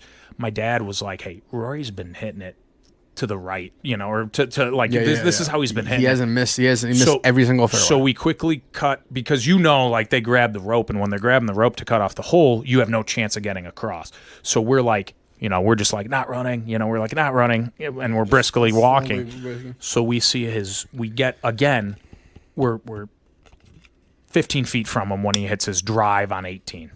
Oh, okay. So we you're get right next to the 18 right box. We're now at 18, and we got it. We nailed it. So then we get up to the green, and now we can. That's tough. Now the green is crowded. So, but that's where everyone's we were around at a position where we could see it. He sinks it. We go crazy. We're hugging each other. Where were you on the? Like the right side of it, kind of like where hole 10 was. We actually were near hole 10 and 18 more than we thought because you walk that a lot to go to Amen Corner. Okay, to cut I guess through. I guess I never. How close are 10 and 18? Right next to each other. Like the 18th. Yep, right next to green each is other. right next to the 10th tee box. Yep, right next to each other. Yep. So if you're doing what we were doing, going to Amen's Corner a lot, you're near 18. So if you want to post up spot to kind of hang out too on guys finishing on 18, you can see the 10 tee box and see them teeing off. So which is perfect. So you could almost go just in circles and just like keep exactly. That's So interesting. So they don't show that in the video game. So we did that. We left, and we're just like arm around each other. Yeah, like, is that? Oh my god! We also thought we were on TV. Our phones are gonna blow up, right? Yeah. No texts. Just I texted you. no. Not about But being we on thought we were TV. gonna get a bunch of texts saying we were on TV. TV, yeah. No texts about that. I still have. I mean, we can after we're done. I have that round recorded still downstairs. Yeah, so if you haven't a chance, we can go. I actually haven't watched. I watched. Let's go. We can go fast Sunday. forward to the 17 and see if that. Would Rory's, love it. Yeah, it's downstairs. It's so that turned into just the greatest moment you could ever have. The fact that I got to be there with my dad, who, again, at 58, never thought he was ever. Just not saying that's not old, but also you always. I'm like I imagine me as a 30 like. I'm trying to get to the Masters. If one day I get to 58 and I didn't get there, and my son's like, "Hey, I know, I'm going to bring you to the Masters," that has to even be better. Yeah. Like, hey, I never got to get there myself. And you know what? I actually never said that that day that my father-in-law texted me about my dad going. I don't think I said. I called my dad and said, "What are you doing? Friday, April? What was it? 10th, 9th? Yeah. 9th. Friday, April 9th." And he was, whatever. Yeah. Right, it doesn't matter. And he's like, "Well, it's Friday. I'm working, And I was like, "Well, no, you're not, I got something better for us." And then I told him, I was like, "Hey, I'm going to the Masters," but I was like, they asked me if you and me wanted to go Friday, and he's like, "You're joking, right?" He's like, "Nah," I could see just how your dad would say that. Too. Yeah, and he's like, "No way." And then so it was just when we left. And I know this is easier said than, done, but I wish everyone could experience that. And I know the privilege that I had. And I know you're like, there's avid golfers fans who will never go. And I hate that. Yeah, that's just how it is. I know. Though. And if so everything's perfect, and I'll give my two things that I think there's a lot more cigarette and cigar smoke than you think. Really? A lot, way more. Yeah, because they allow that. So there's people just smoking stogies all day on the course? The cigar wasn't, cigarette smoke, and not for me. I'm just not, I love cigar smoke. So, but cigar smoke. Stay next to someone with a cigar. So people, they're taking out cigars, just smoking them. And so if you're a big cigar smoker, do that. Bring that in. Bring your cigars. Now I don't know how they lit it because you can't. Anyway, whatever. There's got to be a cigar. I'm sure there's a cigar little spot. 100%. Somewhere that And then my other thing was you can tell the difference between those that it's their first or second, like they haven't been a lot or any. It's like us, our first time. Yeah. And like people who have been there, 8, 9, 10 times. One guy at the payphone I was waiting for was like, "Yeah, this is my 15th time." Holy shit. And one guy at a payphone this was Saturday. He was belligerent drunk at 11 a.m. And I remember looking at Danny saying, "That's a wasted ticket." That's true. I was like, there are people here who do not understand that. Yes, there's people that are Augusta residents. They're wasting it. Have tickets that if you live in Augusta, you get tickets. Yes, and those people, if you're gonna waste it, just give it to someone. Give it to someone who will appreciate it. Yeah. If it's your, that's a large take of the Masters this year, though. It's way too influencer. If you're 18, if you've been there 10 plus times and you're sitting there, there's people that have never gone. That's what I'm saying, man. Just give it one day. One day. Just give someone one day to go experience it. If you're gonna, so. And I'm not even like people. I'm not even people like me. I'm talking about people that have liked it as much as I like it, and then add another 30 years of liking it like that much. I called my grandpa, and my grandfather's 81, and he's I'd probably watch every Masters for. And he said it's a bucket list item, and he said it's the me going, my dad going, my wife going. He said it's as close as he'll ever get. Now his health, he couldn't make the walk and stuff, but he said he knows. He's like, at this point, I know it's not, but he's like the fact that why I was so excited for you to go. It's like the closest I'm at least. The closest I've ever been to Augusta is going to be you saying everything throughout. And I bought my grandpa, of course, I bought him a crew neck, and I told him that, and I was like, someone will give it to you, and he's like, no.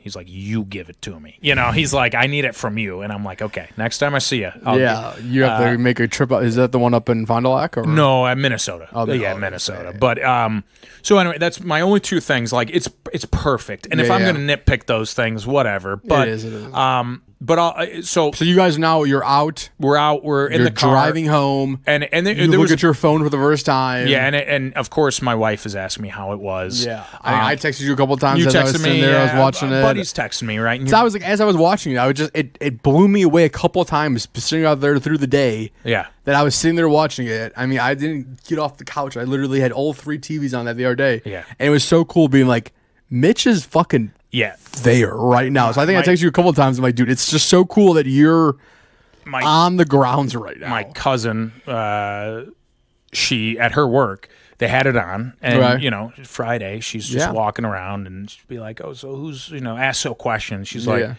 "Yeah, my cousin's there right now," just like nonchalant, like, because same thing, like, before I met and married into the family, I didn't know a single person who had been to the Masters. Same. Like, never. Personally. I knew someone from work, but that was it. Yeah. And it would be something like that, but right? not like someone I knew great from work. Yeah. Someone I knew okay, but you know what I mean? Not someone that I've known for most of my life, So now we're on the drive back to the Airbnb. Mm-hmm. My dad's done, and we're like, you have to be gassed. So we are. So we're emotionally gassed.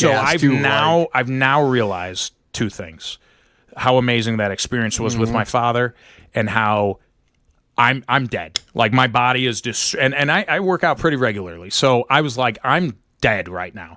But I realized it's my wife. It's her family's tickets, and it's her first date tomorrow. So I was like, you have to now. I have to bring the energy, right? And now you have to. But I also feel like you probably are getting a little adrenaline as soon as you get back. So Saturday we get back. Wait, before we get Saturday. So you guys get home.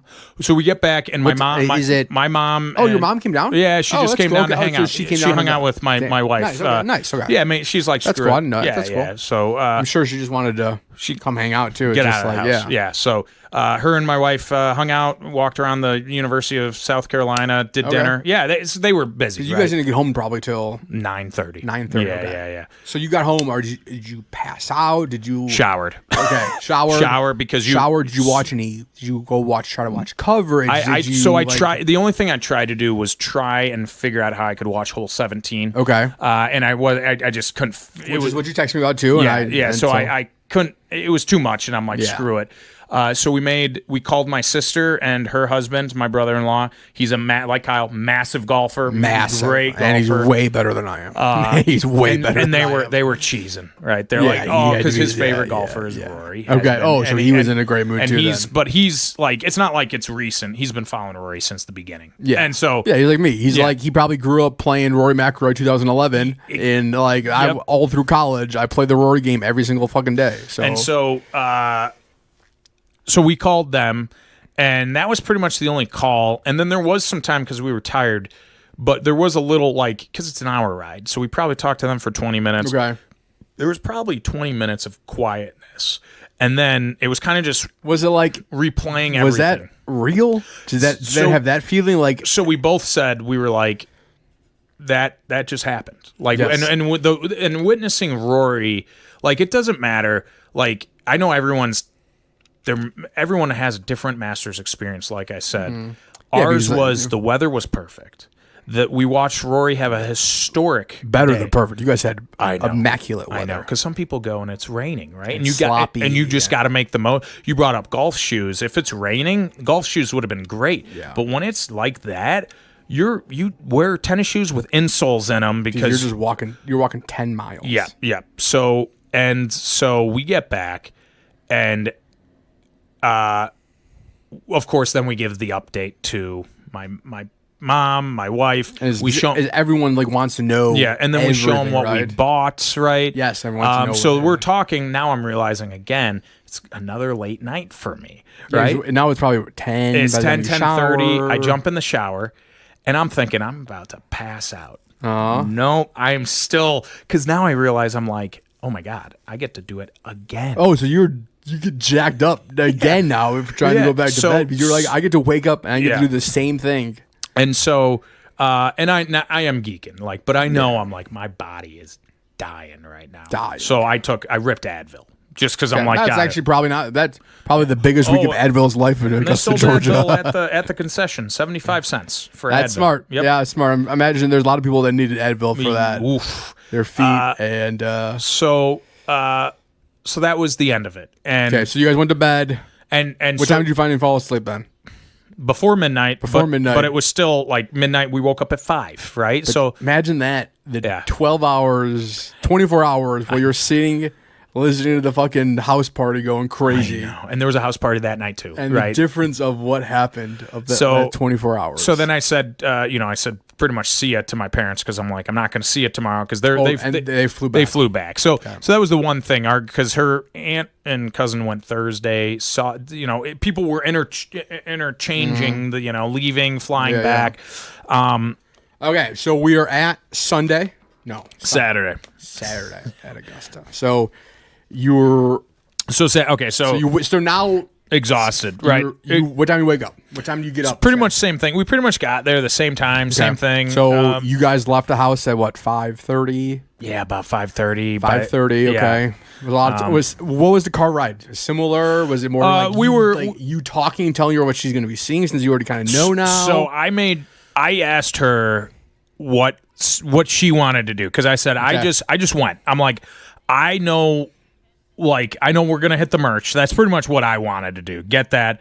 Because you said you didn't buy everything I wanted. And you which I feel like is a better way to do it. You kind of have do a one day of kind of looking, maybe see what other people are wearing, what looks good, and then go back day 2 and fucking go nuclear. Yep. So the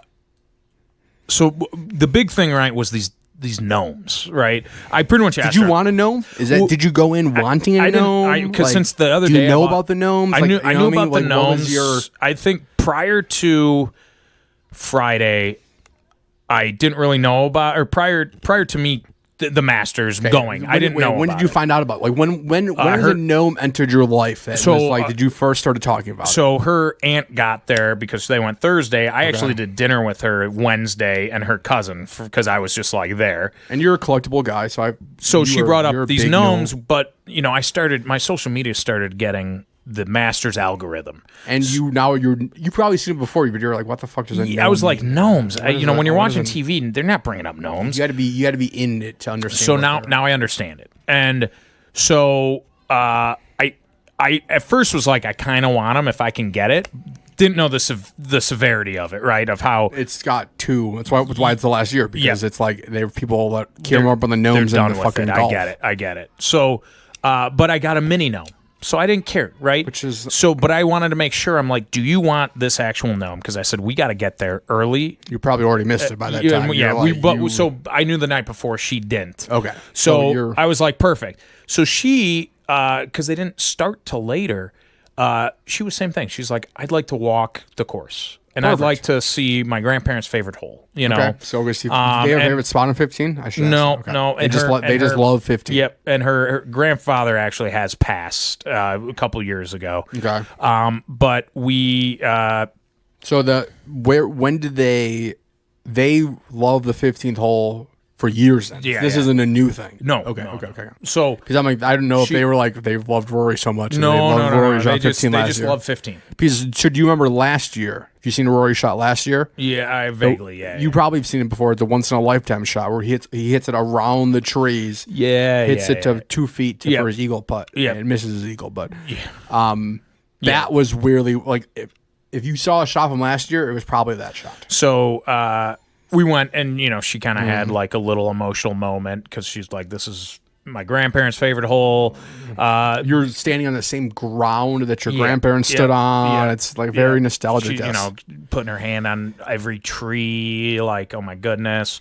Of course, you can cross on 15. She's a big nature person too. Yeah, so I imagine she loves to see all the trees, all the different trees out there because each hole is different. She's not a big golfer. Oh, you'll love this. But she loves she's a big nature person. And she likes she's a woman. She likes attire, what people wear. Yes. And people are dressed people very nice. nicely. Yes. So it's either you're either golf apparel, which majority of people are, or which is so funny because it's like I think people make jokes is that half the men are just like they could be called in any moment to go hit a tee shot. Because day before we used it to change into shorts. Yeah.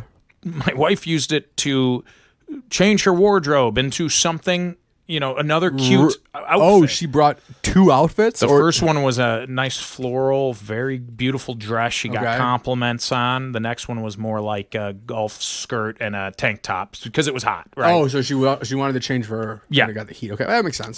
So that makes sense. I could see probably she's not the only girl to rock 2 different outfits for the Masters. So we're walking, right? And the golfers start later today. So we can actually see things without, people playing in a crowd.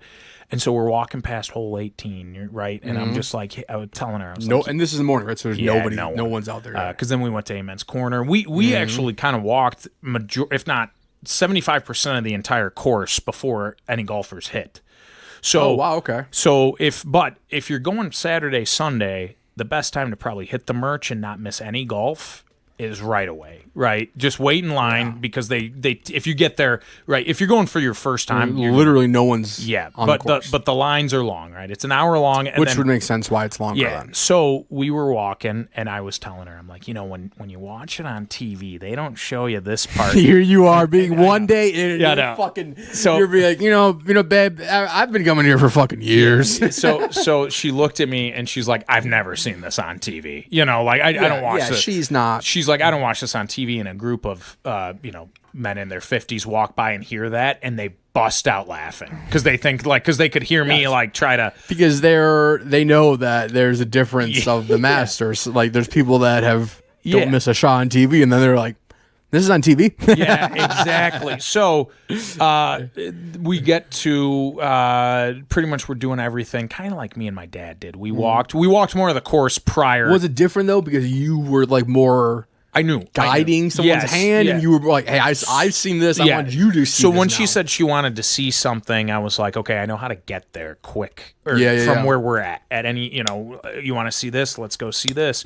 Which is cool for her because it's like she's getting. You guys weren't like, oh, how do we get to 13? Yeah. We did. Here's where to go. We did hit breakfast first. Sam blueberry muffin. So I actually got the chicken biscuit sandwich.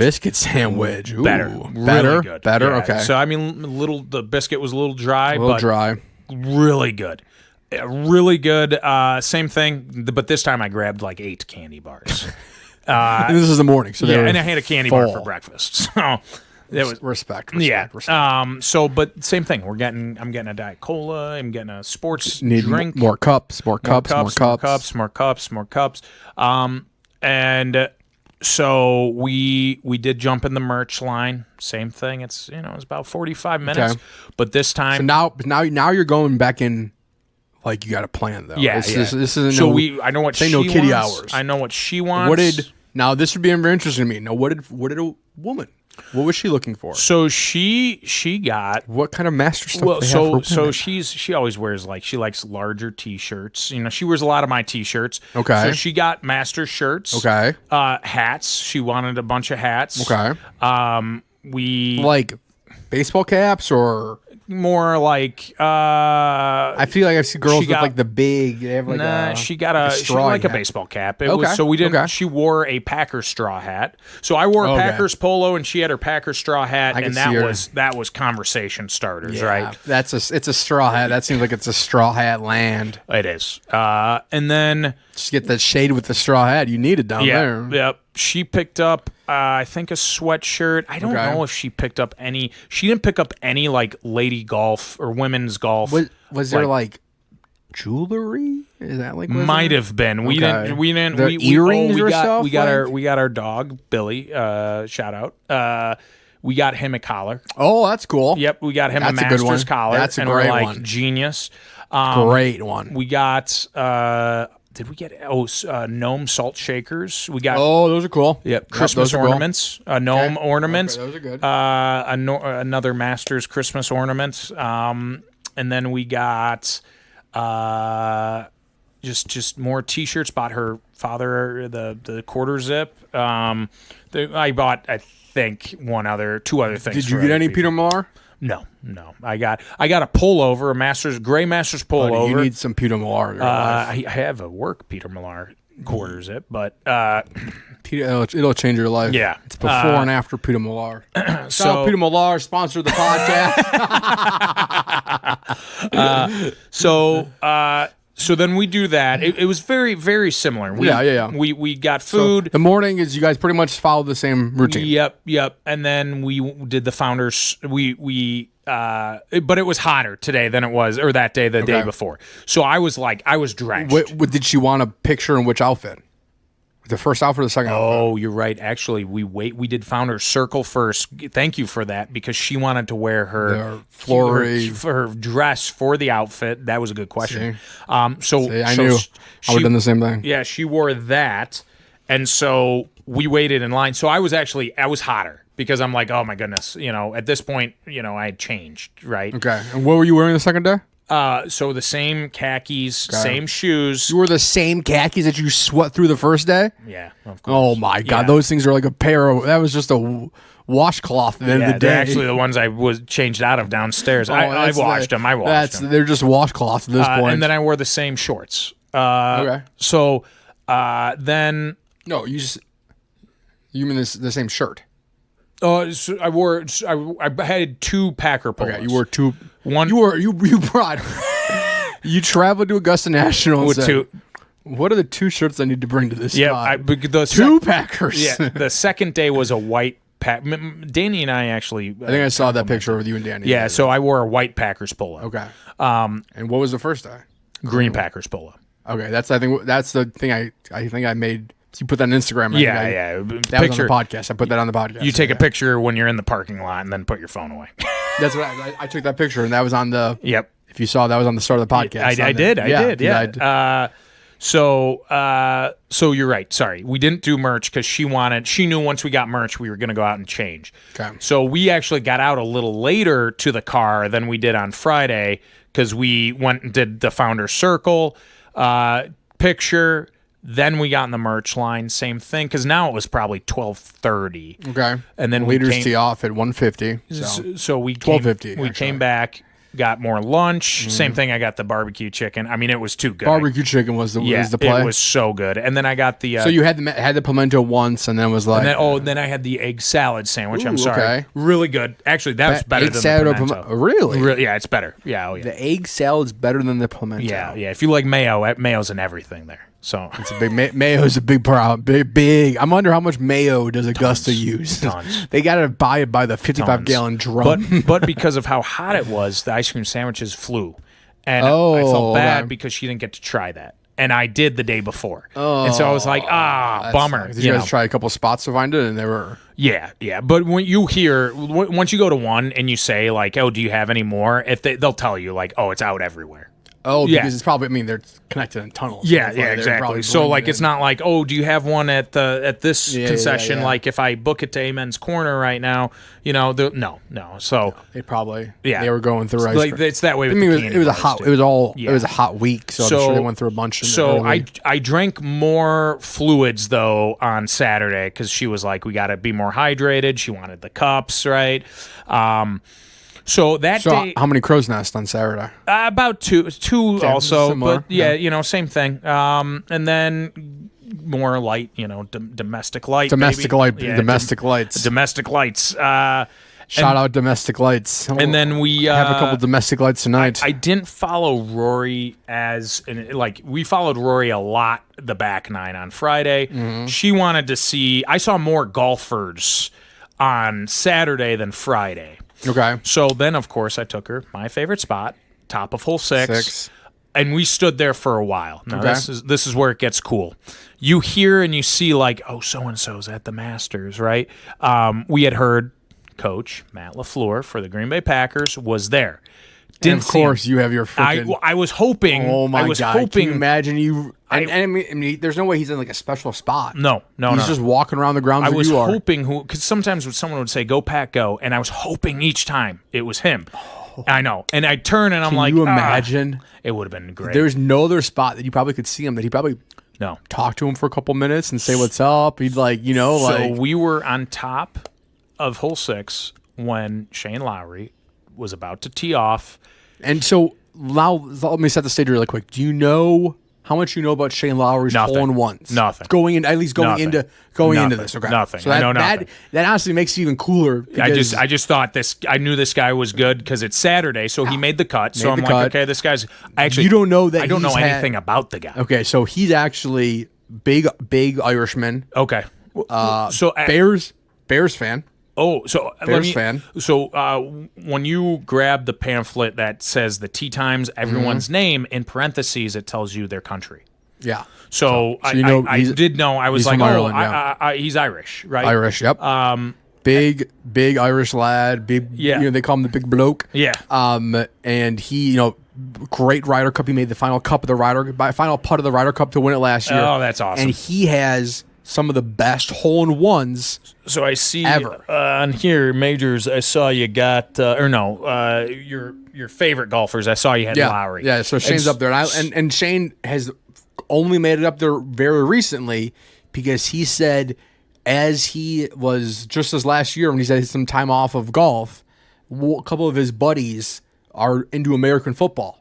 And he said a couple of his buddies got him watching this new quarterback. Oh, of course. And he loves this new quarterback. Yeah, that's awesome. And I'm like, oh, Shane, you like what I like? I like you now. So after, of course, seeing him now at the Masters, I'm now a fan of him. Oh, so sweet. There you go. Don't know. But so, okay, so you're on the 6th hole. You guys don't know that he's made hole-in-ones at Pebble Beach number 7. Exactly. He's made it at... don't know. So someone did say after he made this hole-in-one, we did hear people talking about how this is his, he's done this before. Added to the resume of the best hole-in-ones pretty much of any golfer has ever had. So it's amazing. We're standing there and he hits it and I mean the crowd, right? You're just like, and then so you guys were in the crowd for the so what I want anyone that goes for their first time. It's giving me chills again. Anyone that goes for their first time, I want a defining moment. For me and my dad, it was Rory's back nine. Rory's chipping on 17. So one thing I didn't show this. I didn't want it to feel like I was like nervous with Danny, but I was like, I really hope we have a defining moment other than being there. Yes. You wanted to remember. Yeah, like what's something we're gonna say. Oh, me and my dad will be like, we saw Rory's back nine. Yeah, like if I go ask Danny, I go up there and be like, I can't believe you guys were there for Shane's hole-in-one. Yeah, you want to be there. Like I can't believe she would bring that up immediately, correct. Right? Or like if you asked her about the Masters, she would say, "I was there for Shane's hole-in-one." Yes, exactly. Correct. Yes. So totally. That's if you're going, you want to have a moment. Defining moment from that you got to see it. And so we're sitting there going crazy as we're doing that. The biggest human being I've ever seen stood up. And I knew who it was immediately. Okay. And it was Travis Kelce. No way. Stood up, and we were probably about we were probably 20 feet from him, but there was no one between us. So like we're cheering, and as I'm like hugging Danny, I can see this huge human walking. Yeah. And I look, and I'm like, immediately Travis Kelce. But he had glasses, everything. Yeah, and you could tell me but he had his TV beard, so much and now. he had a cigar, and he's just like clapping and grinning. And I told Danny, of course, she's like, where's Taylor? Oh, of course. And I'm like sitting there, and I'm like, okay, I know everyone's equal here. I know all that, but I'm like, Taylor Swift is not at the Masters. She's not walking around. Yeah, I'm like, but Caitlin Clark was, which we didn't see, but she was there. Yeah, but it seems like so there seems like a level, and Taylor Swift seems like it's just too high of a level to be walking around. So we're laughing. She might be at Berkman's. Yeah. She might be. But we're laughing because I'm like, okay, we saw a hole in one, and then we saw NFL superstar. You gonna go over and say hi? So he had a 9-man deep entourage. Oh, and so like so this is what I'll say. If you see a famous person, unless you're next to them discussing what's going on, no one goes up to him. Oh, okay. So you also don't want to be that. But the people are murmuring, right? Oh, it's Travis Kelce. Yeah, you just but like, but also, what are you gonna get going up to him? Whether that like the only thing, maybe just a handshake. So like what the one thing, right, is you don't have your phone.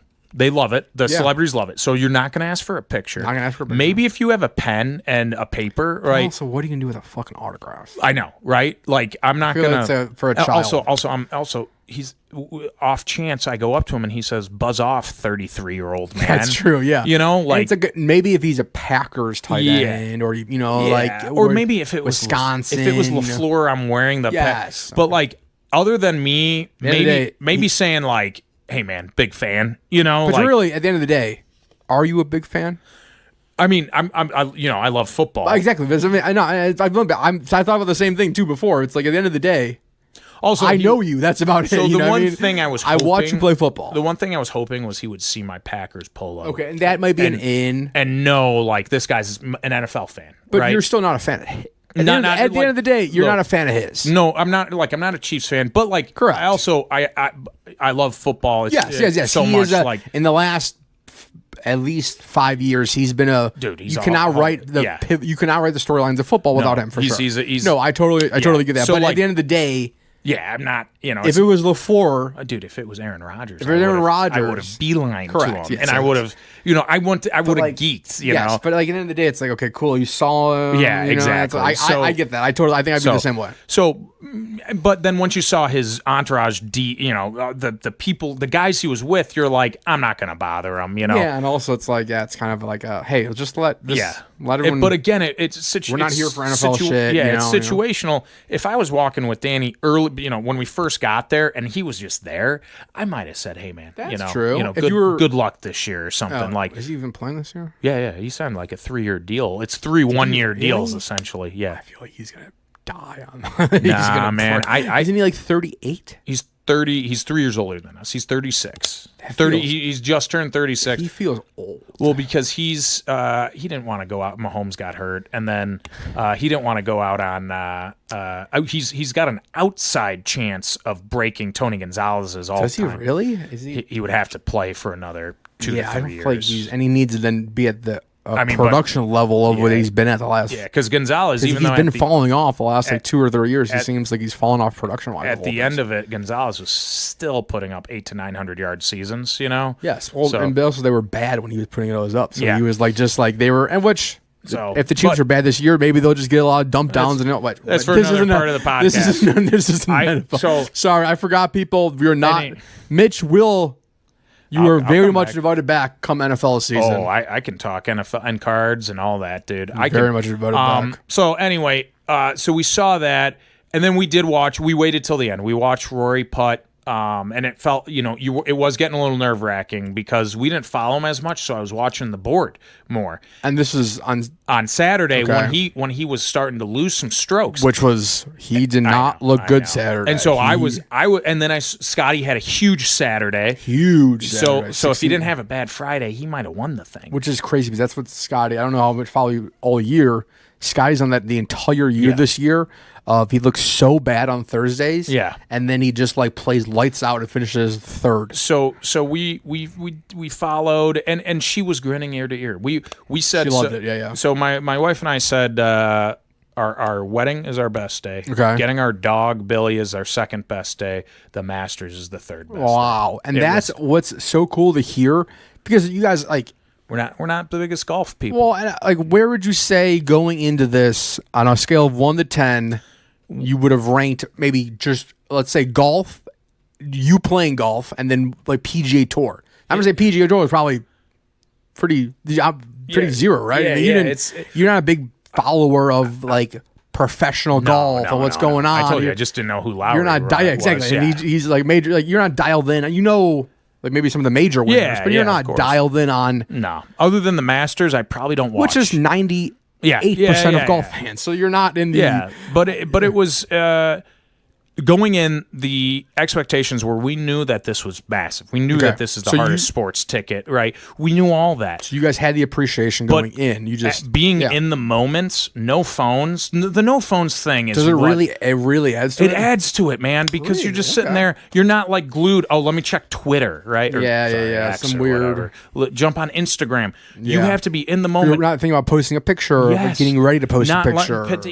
So that's what added to it, and so. But then after the car ride home, her and I and then the payphones. We're calling people. Yeah, you called me again on called Saturday. you. Yeah, it was cool. I called my cousin. She called her dad. Did you guys call Colin? So you tried. Colin didn't get to talk to you guys. Well, if it's tough. I will say this. I thought I had Friday. We had more time to make calls because the lines weren't that bad. Saturday, look, you don't have.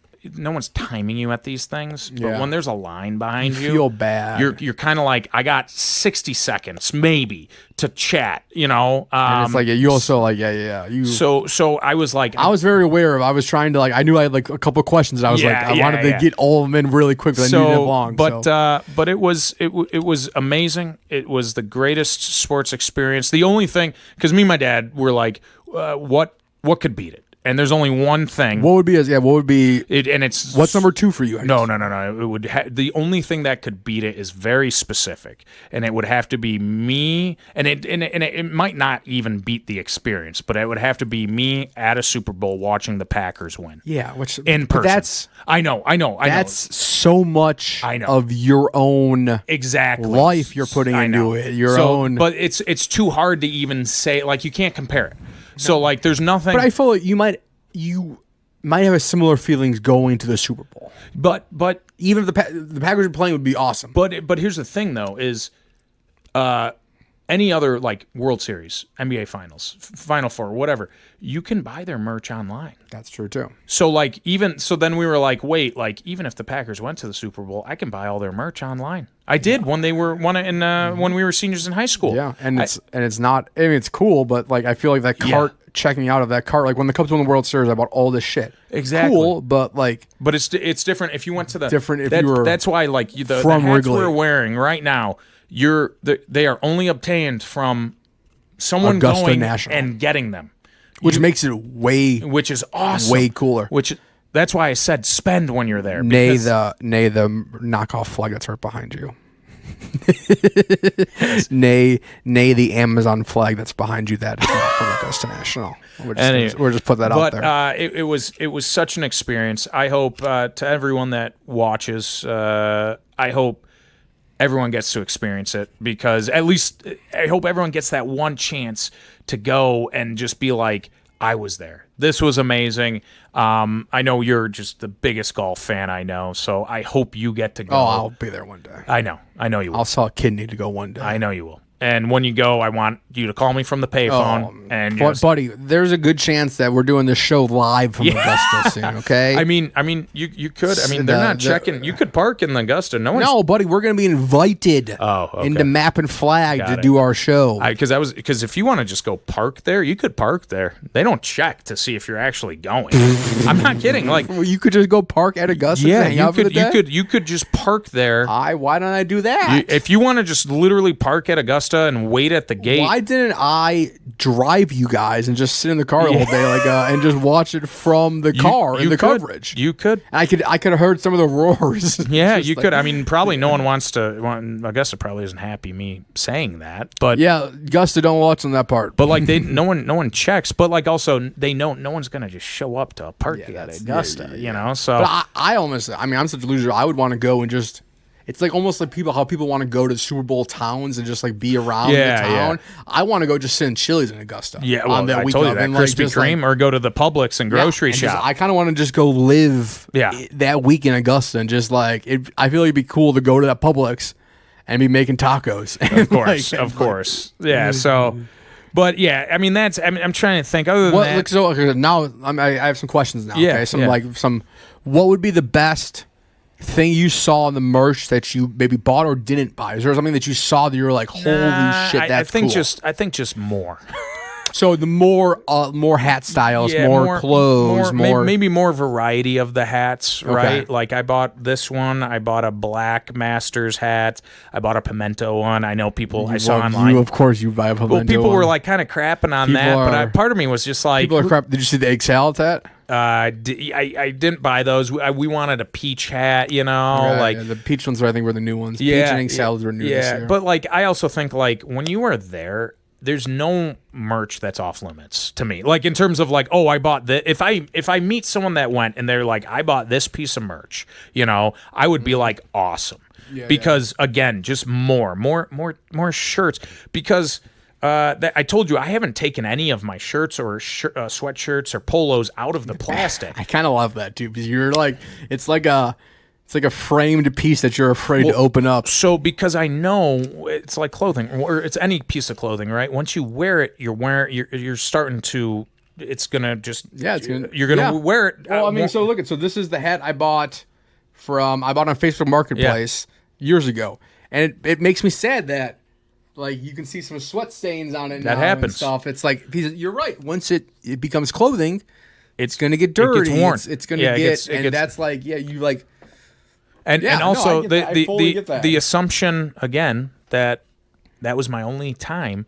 I'm thinking in a lifetime, right? When I'm 58, my dad's age, I don't want my shirts to be toast, That's true. Because like my sweatshirts that I have, I'm gonna make sure that you realistically want to be buried in some of those clothes that you bought last week. That's why it's like when I say when you go spend, because I'm not saying to spend and wear it immediately. I'm saying put it in a box. That honestly is a great idea. If you love a shirt, buy 2 or 3 of them and like put them away, and then I might do that with I have a crew neck. I bought 2 polos, and I think I have 2 shirts. I might take 1 shirt, 1 polo, but and okay, so the other I understand that side of it. Yeah, you're gonna sorry, I cut you off. You're gonna say you're gonna put it away, right? Yeah. If you do that, are you like putting it into the world and I'm never going back? Or if you not because I'm gonna wear the hat. But you mean if you? I see what you're saying. Like I'm setting the your juju expectations. Your expectations like. It's like the same thing. If you were to say, "Hey, I have my Packer stuff. I'm never wearing this Packer stuff anymore. I'm never gonna happen again." I say that. I think eventually. I feel like you're gonna have to. I think I'm slowly gonna start opening things and wearing them. But it will. And it's only been a week. Yeah. So like I say that like I think once I go up to the Northwoods, I rip out my Masters hoodie and my hat, or Masters, this summer when it's hot, and I'm like, okay, let's because I'm gonna be. I don't want to put pit stains in these things, That's the other thing too. But that's a good point. Yes, I don't want to put into the world that this was it, because maybe what if that is putting it? What if that is it? I know. If that is it, then at age 33 years old, I did it. You know what, you got to go, because I think there's probably you're 33. Yep. There's probably people that have spent 33 years watching it on TV that are like 65 years old that are like. So even if you never get to go again, you got I got it. And also your time. I will say this, if like I hate to be like this, but since I've gone, like I could, like if I really want to jump on eBay and buy another shirt that's encased in the plastic. Yeah. I know people say that's not the same, but I feel like since I've been, That's true. Now, now that you've been, there's the big commentary a lot of people are on is I know what you're gonna say is wearing merch if you've been there, or wearing merch as like, are you a fraud? Yeah. So I as someone that does that, I am a fraud, and So I will fully hand up. I'm a loser fraud. So I'm gonna say this. I disagree with that take because I'm thinking of my 80-year-old grandpa. Right. That's a better yes. Because I got him a sweatshirt, and I know he's probably never gonna go, but he gets a sweatshirt I bought for him there, and completely, and it comes from like my grandson. and getting you guys merch. I view it as if you know someone firsthand, right? So that's a very, very, very good point. So I will say this: the stuff I got you is different than the stuff you've purchased on eBay or wherever. Correct. Like, yeah. There's a difference of these two hats. Yep. So like, if you purchase it on eBay, if you want master stuff and it's on eBay, or if you go thrifting and you find it, sure, dude, that's fine. Wear it. Now, the people ridiculing them, I would just be like, calm it down a little bit. Like, we have one life on this rock. Yeah, exactly. If you want to rock Masters gear, rock it. That's exactly where I'm at. Cool, call me a loser or fraud. I don't care. But I like this. Wearing the hat you have right now, I bought that from the Masters store. So that is and then when someone says, "Oh, have you been?" "Oh no, but one of my best friends, that's where I think it totally changes for me. Yeah. It's that now, realistically, if I'm wearing this, you bought me this hat. Any Master stuff I have now, it adds so much validity. Yeah. It's like, were you there? It's like, no, I wasn't there, but my best friend was there. Yeah. So it's like rather than it being like, oh no, but I went on Facebook Marketplace and I trolled comments until someone bought me a hat. Yeah, no. And that's why. Can we have an honesty hour really quick? Yeah. Last year, I was scammed out of someone at Augusta National. I paid them money to buy me a hat, and they just deleted their Facebook. It happens. So just between us, I'm not telling anybody else this. Yeah, this cut that. Cut that. This stays between us. Yeah. So it's much better to know that my stuff was received in your. It's someone's not deleting their Facebook profile. But it's also like, I mean, I hate to say it, there's a lot of like fraudulent people selling things on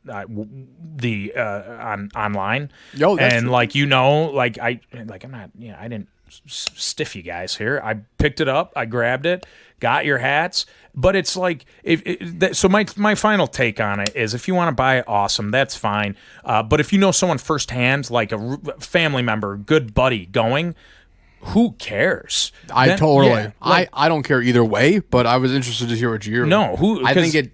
Because if someone goes up to you and you're just like, yeah, the guy, my buddy, I stood in his wedding, he bought me these hats. Like, what are they gonna say? Oh, that's kind of lame. No, that's you first. No. Like, if you go, or when you go, I will ask you to get me merch, and I won't even be there. No, I totally think it's. But now we take that same situation and we take that, and I tell you, I bought it on Facebook Marketplace. Yeah, I understand. Like, there's a difference, but then I will say there's a difference when you do go. Then, like, because I did buy a hat we did not buy on eBay this week, which I think totally if you're there. Do you know the store? I don't know. It was someone. I don't know. No, I'm sorry. Do you know the Masters? Oh, we'll cut this for the podcast. Well, there's a website that's. Oh, got it. But but I felt like since I had been. Oh, I can just buy this. You know what I mean? Totally. Like, because guess what? I'm not going to say what hat it is, but I will tell you that I bought it at the store. That's what I mean. Yeah. You bought me both these hats. Yeah, of course. This hat's not from 3 years ago when they first bought it on Facebook Marketplace. Anything else? You know what? I know we got to go to dinner. Yeah. It's No. already a long podcast. I know. We knew we're it. gonna be touching 3 hours. Yeah, here. So yeah. I mean, But- honestly, you guys knew if you guys. But you know what, though? At the same time, I was happy. I knew you wanted me to do this. I wanted to do this because I wanted to talk about it. No, I wanted. How many times did I tell you on the phone stop talking? Yeah. Shut up. Tell me how it is. Shut up. Tell me. Oh, that sounds great. Wait, save it for the pod. Literally, I was like, I wanted to know so bad these last week. Yeah. I would literally wanted to call you and ask you all these questions, but I was like, I legitimately want them. What was that old Mad Dog and the Russo? They were like, they don't talk. Don't talk. Because they were like, Save it for the pod. Save it for the show. It was. That's what I wanted to do. It's great to hear about it. It's so cool. It was amazing. The flight back. You get back by the time you get back and everything. You catch I got back Sunday, so I didn't catch. So would you watch? You didn't see tail end of it. I saw Rory win, but I was gassed, and then I took Monday off, which just take that Monday off. Or Tuesday. So was the Masters sadness there? Was that you like got to see? Yeah, you knew how cool something was, and now you're. Yeah, that Monday. Down. That Monday was. That's why I bought the hat, because I was like, I need to feel it. I need to feel it again. I need to feel something. Yeah. So, but you know I what? Understand that. Yeah, but it was great. Again, I know you'll experience it.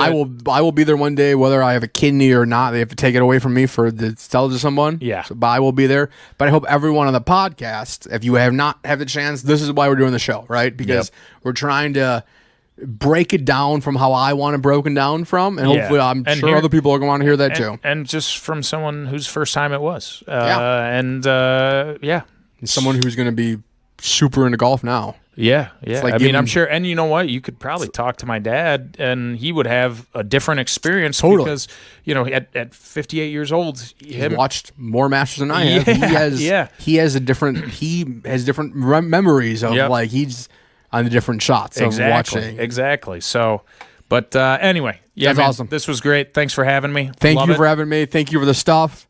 Thank you guys for watching. Please remember to like, comment, and subscribe. We have not had anyone do it yet, but if you tag 1 million friends, this podcast will explode. 1 million people. So tag 1 million people. That's all we need for this thing to explode. Is just tag 1 million of your closest friends, and that's it. Awesome. That one person can change the trajectory of this podcast forever, and that's all. Amen. That's Amen. it. So, thank you guys for watching. Peace. See ya. Thanks.